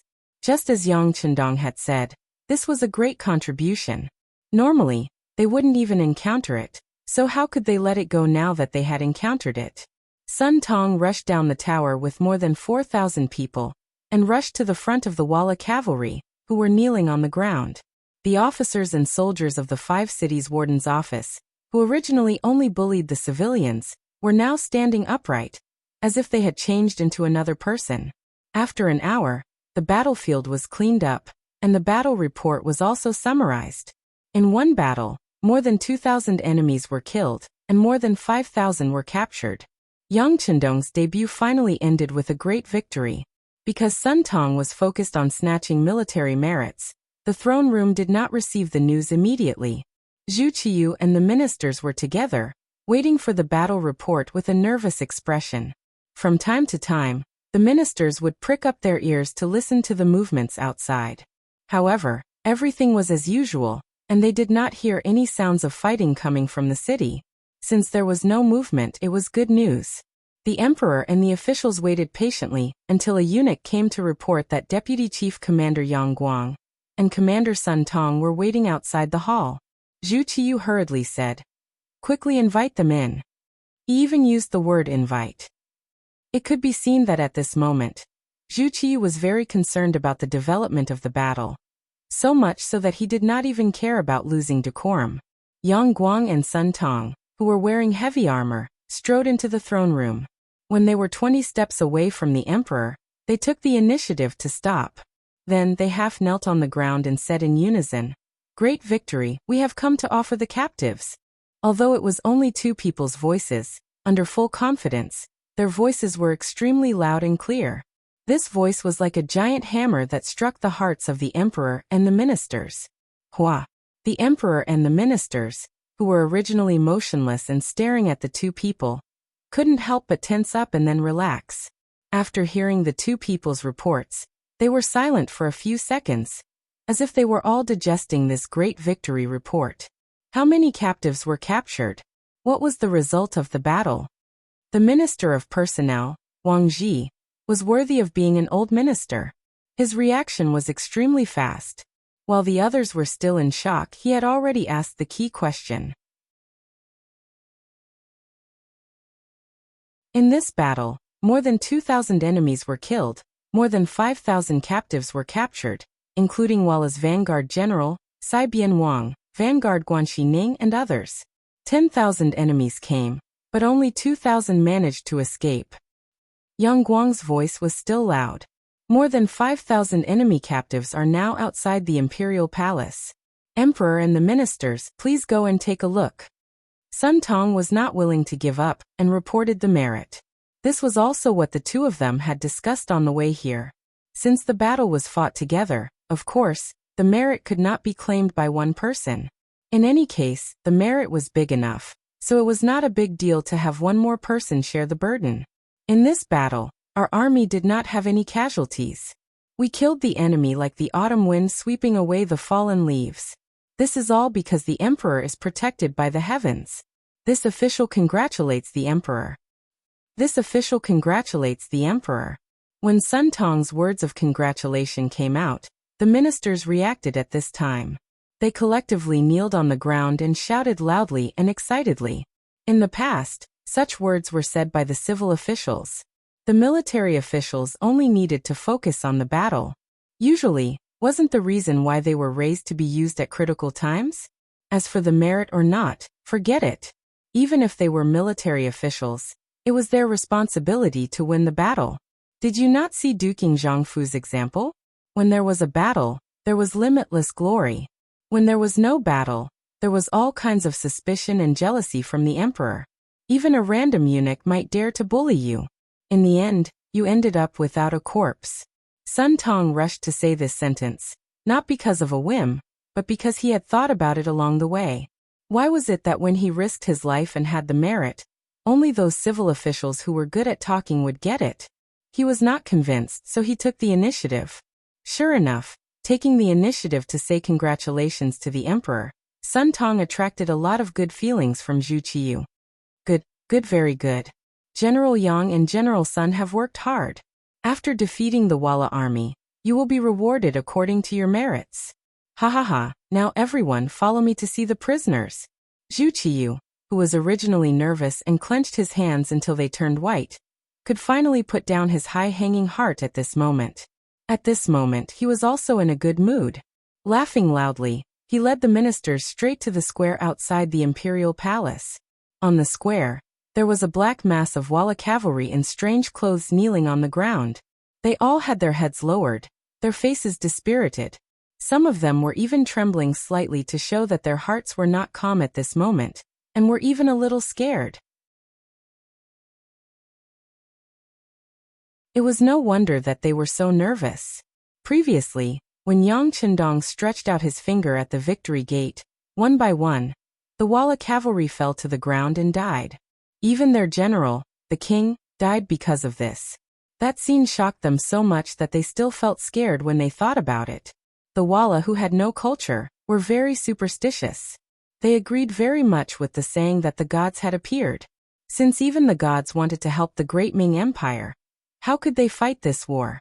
Surrendering and atoning for their sins might be able to exchange for the forgiveness of the gods. More than 5,000 Walla cavalrymen knelt on the ground obediently. Although their hands were tied, with their current mentality, even if they weren't tied up, not many of them would have the guts to resist. When Zhu Qiyu came here with the ministers, he saw this scene in front of him. Looking at the kneeling Walla cavalry, he couldn't see the end of it. The square, which originally looked very wide, was now very crowded. The great Ming Empire's soldiers and the Walla's surrendered soldiers were all over the ground. At this moment, no one doubted Yang Guang and Sun Tong's battle report. They thought that the war should be won, but the result would not be so good. The two generals were exaggerating in order to get military merits. But now it seemed that they were not exaggerating at all. Involuntarily, when the ministers looked at Yang Guang and Sun Tong, their eyes were full of jealousy. People were like this. When in danger, they often thought that it was enough to save their lives, and other worldly possessions could be ignored. But when it was really safe, the thoughts in their hearts would become more and more greedy. This was just a victory, and the Walla's main force had not suffered much damage, but some ministers were thinking about how to get benefits from it. It could be seen that a man who was not content was like a snake, trying to swallow an elephant. It was not as simple as saying, "Congratulations, Your Majesty. This is caused by Your Majesty's heavenly power. This is enough to prove that Your Majesty is the true Son of Heaven." Eunuch Jining looked at the seemingly countless captive soldiers in front of him. After his eyes rolled around, he suddenly knelt on the ground and shouted loudly, "Congratulations, Your Majesty. Your Majesty is the true Son of Heaven." Many ministers who were used to flattering also took the opportunity to kneel on the ground and shouted loudly for the emperor's wisdom. The shouts of the ministers made Zhu Qiyu feel like he was floating. At this moment, he really thought that he was the emperor recognized by the heavens, and he was the son of the heavens. Otherwise, why was his imperial brother Zhu Qizhen defeated by Walla, and why was Shi Heng also defeated by Walla, but only he won?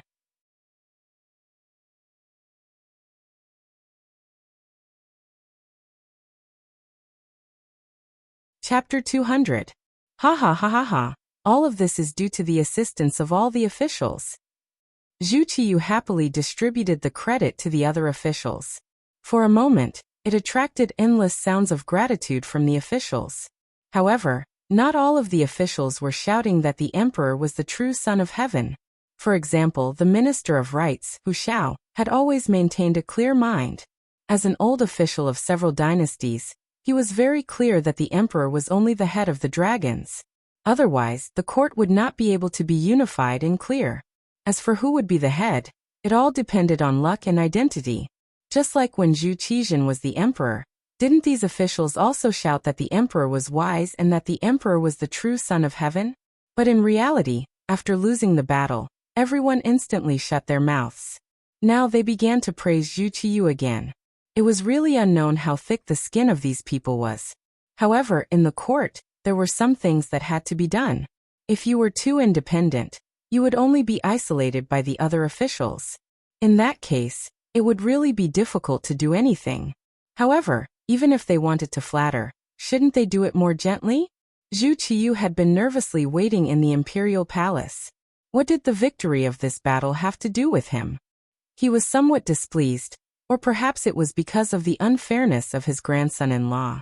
When everyone was shouting that the emperor was wise and long live the emperor, Hu Shao suddenly said, "Generals, where is the Marquis of Loyalty and Courage? Why is he not here? Did he leave the city to chase the enemy, or was he injured in the battle?"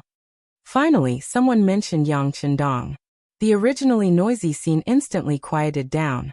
Hu Zhao's words were like a bright slap to the face, causing many of the officials' faces to turn red. The true hero of this battle should be Yang Chendong, without a doubt. However, so much time had passed, yet no one thought of him. This was truly a bit too much. When these words came out, Zhu Qiyu's face also turned red. He clearly knew that his performance just now was a bit too much.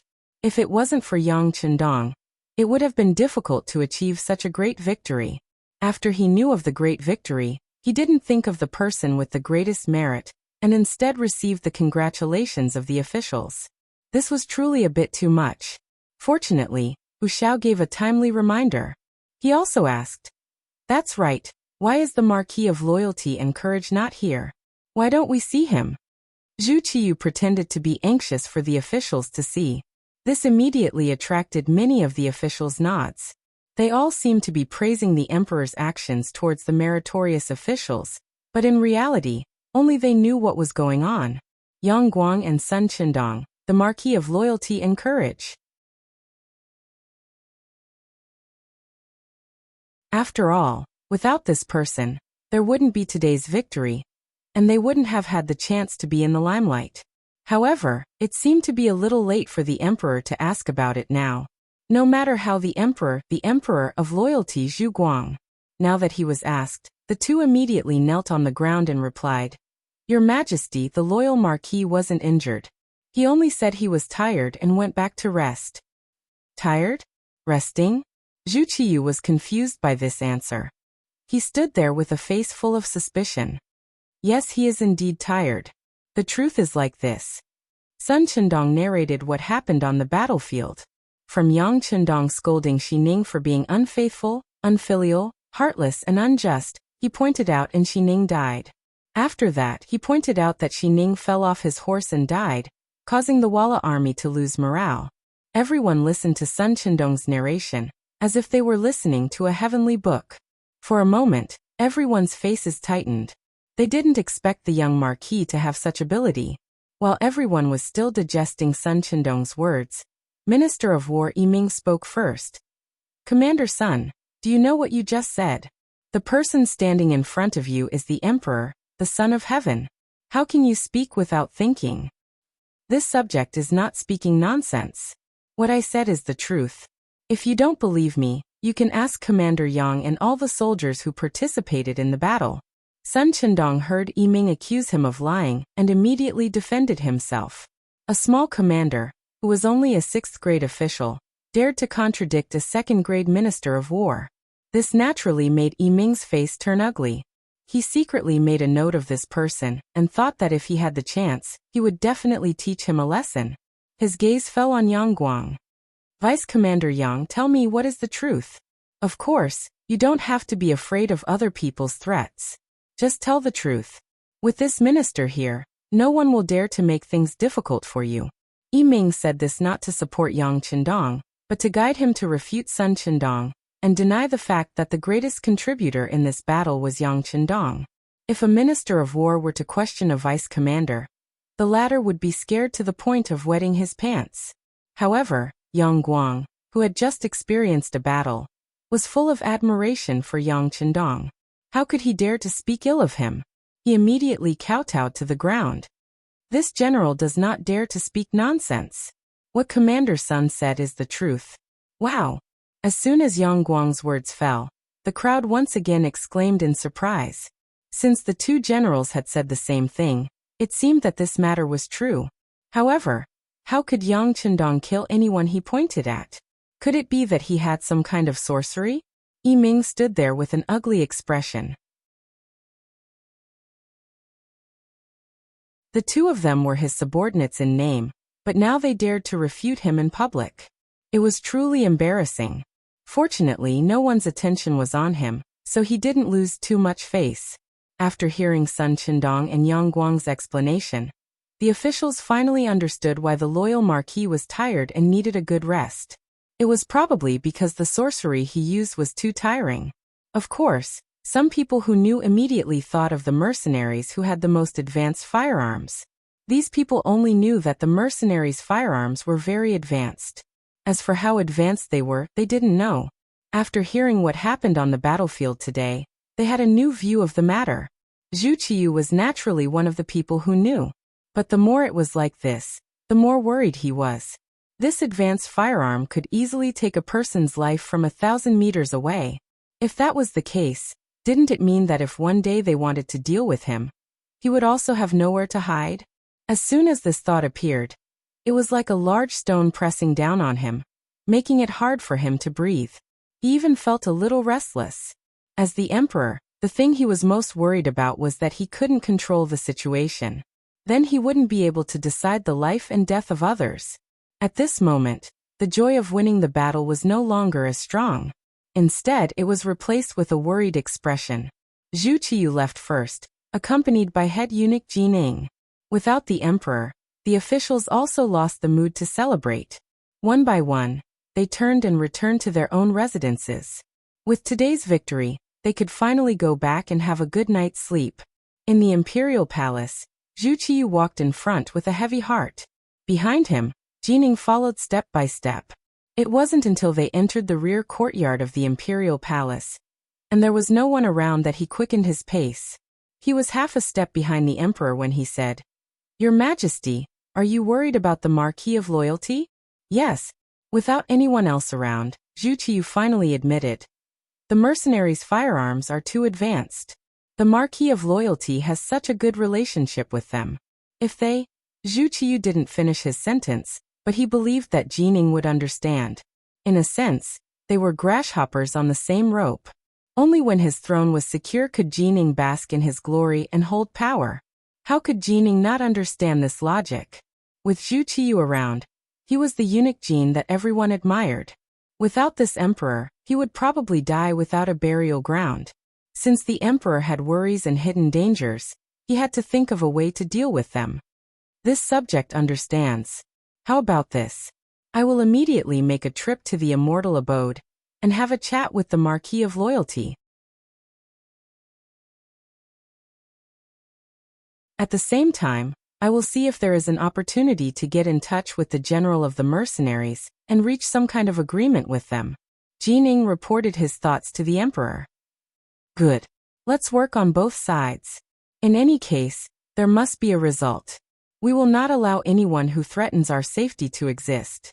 Zhu Qiyu nodded lightly, his voice carrying a hint of dignity. Immortal Abode. When Yang Chendong returned, he had gained a new title, War God. This was probably what it meant to become a god in a single battle. With just a few pointers, he had created his own legend. According to reliable investigations, not a single member of the Great Ming Dynasty's army had died in this battle. Only a dozen or so people had been injured in the pursuit, because they had been too excited. The achievement of repelling 10,000 enemies with 0 casualties was worthy of this title. This was the benefit of having a weapon that transcended time. It wasn't that the Walla was useless, but rather that the Ghost Shadow Sniper Squad's marksmanship was too miraculous. In the Immortal Abode study, Yang Chendong was listening to the report of the Deputy Chief of the Security Bureau, Yang San, with his eyes closed. Summarizing a battle after a battle was an excellent tradition. Even Yang Chendong was no exception. Before this battle, he had already made plans for the worst-case scenario. That was, the Walla cavalry wouldn't stop and would directly attack. If that were the case, the 4 companies of Cold Vanguard lying in ambush outside the Victory Gate would all attack. If that were the case, no one could guarantee that the Cold Vanguard wouldn't suffer any losses in the chaotic battle. After all, their greatest shortcoming was their lack of numbers. If they really did encounter enemies who didn't fear death, how many people could they kill with 400 guns? Fortunately, the Victory Gate had been opened wide, allowing Wang Zhan to fantasize about such a smooth battle. You can't rely on luck in war. This must be conveyed to Commander Lung Song, as well as to the ears of every Cold Vanguard soldier. Yang Chendong heard from Yang Ben that some of the Cold Vanguard soldiers had different opinions about only lying in ambush and not fighting head-on. After saying that the young master was being too careful, his expression became extremely serious.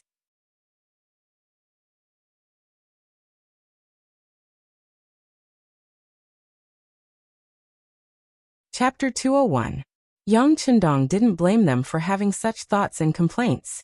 After all, they wielded the most advanced weapons in the world and had undergone the strictest training. However, they couldn't afford to be arrogant. Otherwise, they would suffer a setback sooner or later. Since Lung Feng had the intention to underestimate the enemy, they had to correct the situation. Seeing how serious Yang Chendong was, Yang Sen hurriedly took out a notebook and wrote everything down.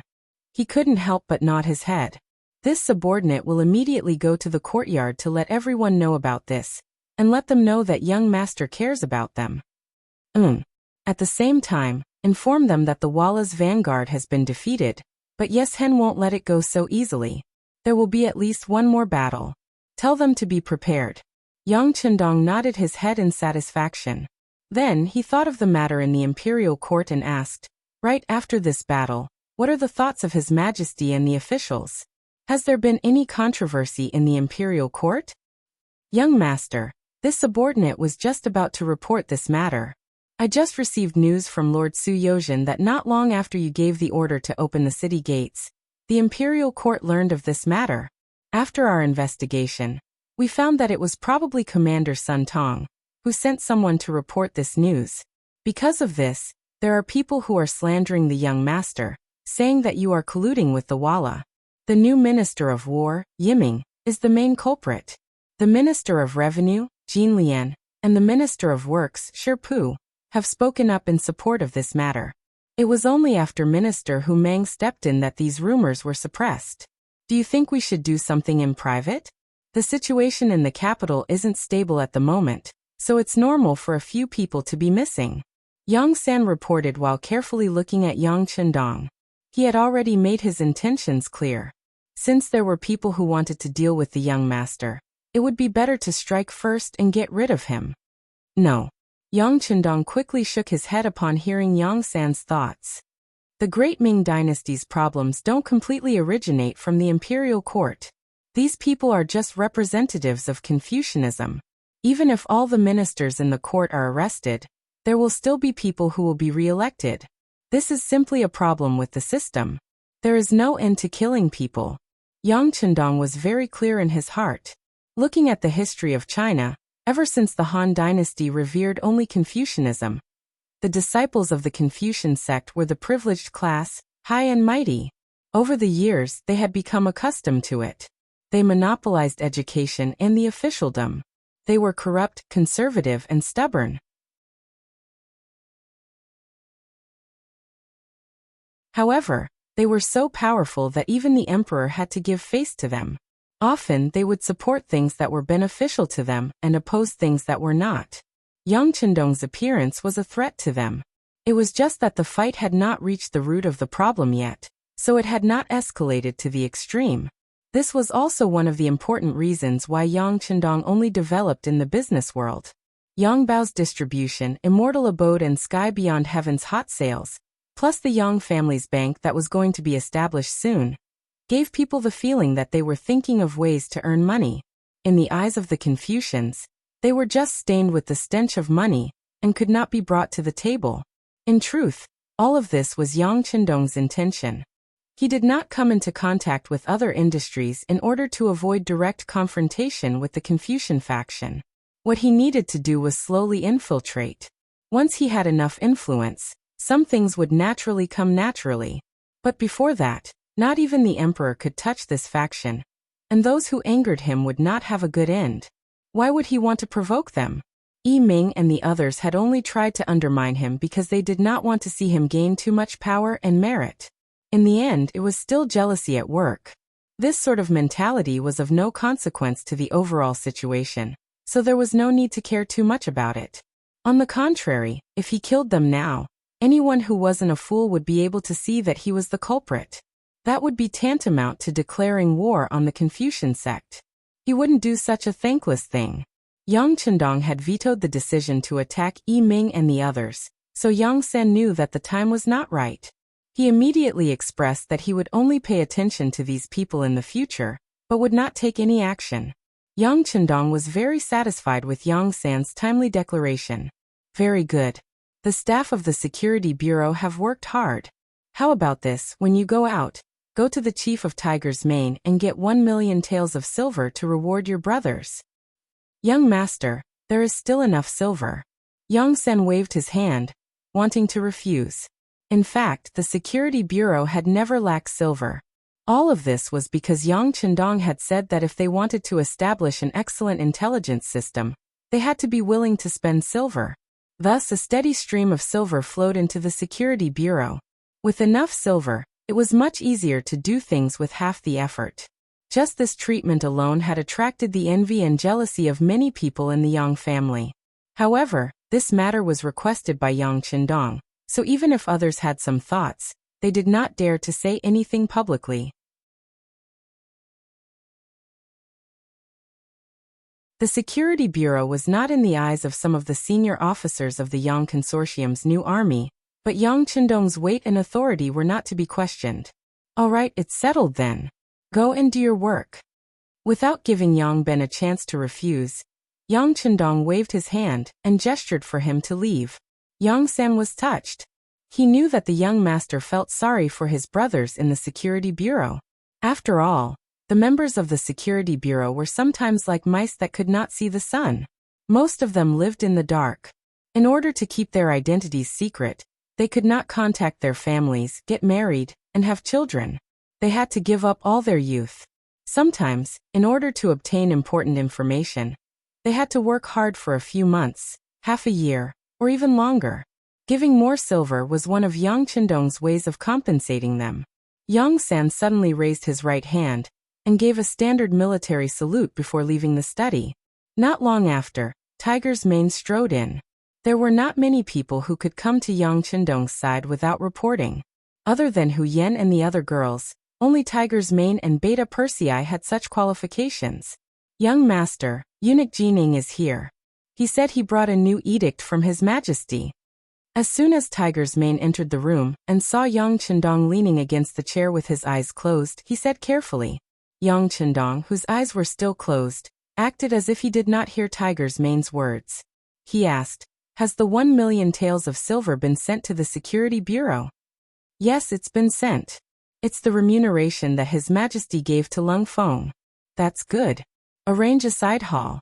I'll go see Jining." Yang Chendong slowly opened his eyes. After he got up and stretched, his eyes shone with a dazzling luster again. At this moment, Jining had come to see him. Even if he used his toes to think, he would know why. It seemed that Zhu Qiyu was not confident.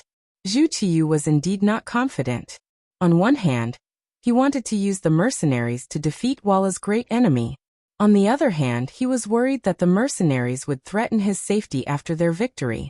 To guard against people and to use people at the same time. Under such contradictory psychology, Jining had come. In the side hall, Yang Chendong and Jining met. After greeting each other, they sat down in their respective seats. Eunuch Jin first praised the loyal Marquis's performance today, and even called him a military god. Both the embroidered uniform guards and the East faction guards had their own intelligence agencies. Because they had been established for a long time, their strength could not be underestimated. For example, the fact that Yang Chendong was called a military god could not be hidden from Jin Ying's eyes and ears. Haha, Eunuch Jin must be joking. It's all thanks to His Majesty's good fortune, Yang Chendong said modestly with a smile. Ah. This battle was won by relying on the advanced firearms of the mercenaries. His Majesty is just someone who spent money. Jining chuckled, but as he spoke he pointed out the crux of the problem. This eunuch was clear about everything. You're just a military god who used advanced firearms. It can't be taken seriously. Moreover, even if the mercenaries were hired, the emperor would be the one paying for it. Your contribution would be even less. Yes, Eunuch Jin's words are very true. Yang Chendong's expression did not change. He did not even have the intention to deny it. For this matter, Zhu Qiyu had spent 10 million taels of silver. Although half of it had been in the form of property, it was still wealth. The fact that Yang Chendong had so easily admitted it made Jining feel like he had punched cotton, and his complexion turned rather nasty. When he had come, he had already prepared himself for Yang Chendong to ask for a reward. He had even prepared the words of reprimand, so that he could use this opportunity to suppress this marquis of loyalty and valor. But Wang Chendong had no intention of asking for a reward, so what could he do? He couldn't just go and reprimand a meritorious subject without a word. If he did that, he would be going too far. After all, the main force of the Walla had yet to arrive at the capital. If he got rid of the donkey after it had left the millstone, and he couldn't deal with the mercenaries, wouldn't the capital be in danger? He could not bear such a heavy responsibility. Yang Chendong's low profile and modesty had ruined Jinying's plans. But Jining had followed several emperors, so he was able to react quickly. He looked at Yang Chendong and said, Marquis of Loyalty and Valor, His Majesty is extremely satisfied with the performance of the mercenaries in this battle. He ordered this duke to reward the mercenaries no matter what. The imperial kitchen has prepared a lot of food for this occasion.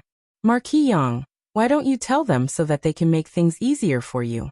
At the very least, His Majesty should act as a host. Listening to Jinying's words, Wang Chendong knew that Jining still wanted to go around him and get in touch with the mercenaries. Since this was the case and they had prepared delicious food, how could he not take advantage of this opportunity? If he could save on the Immortal Abode's food, why not? He smiled and said, All right, since it's His Majesty's wish, this marquis will send someone to accompany Jin Gonggong to the mercenary camp's courtyard. You're tuning in to the Li Mei's Sword of Destiny YouTube channel. We're so grateful for your support, and don't forget to subscribe to join us on this incredible journey through captivating stories.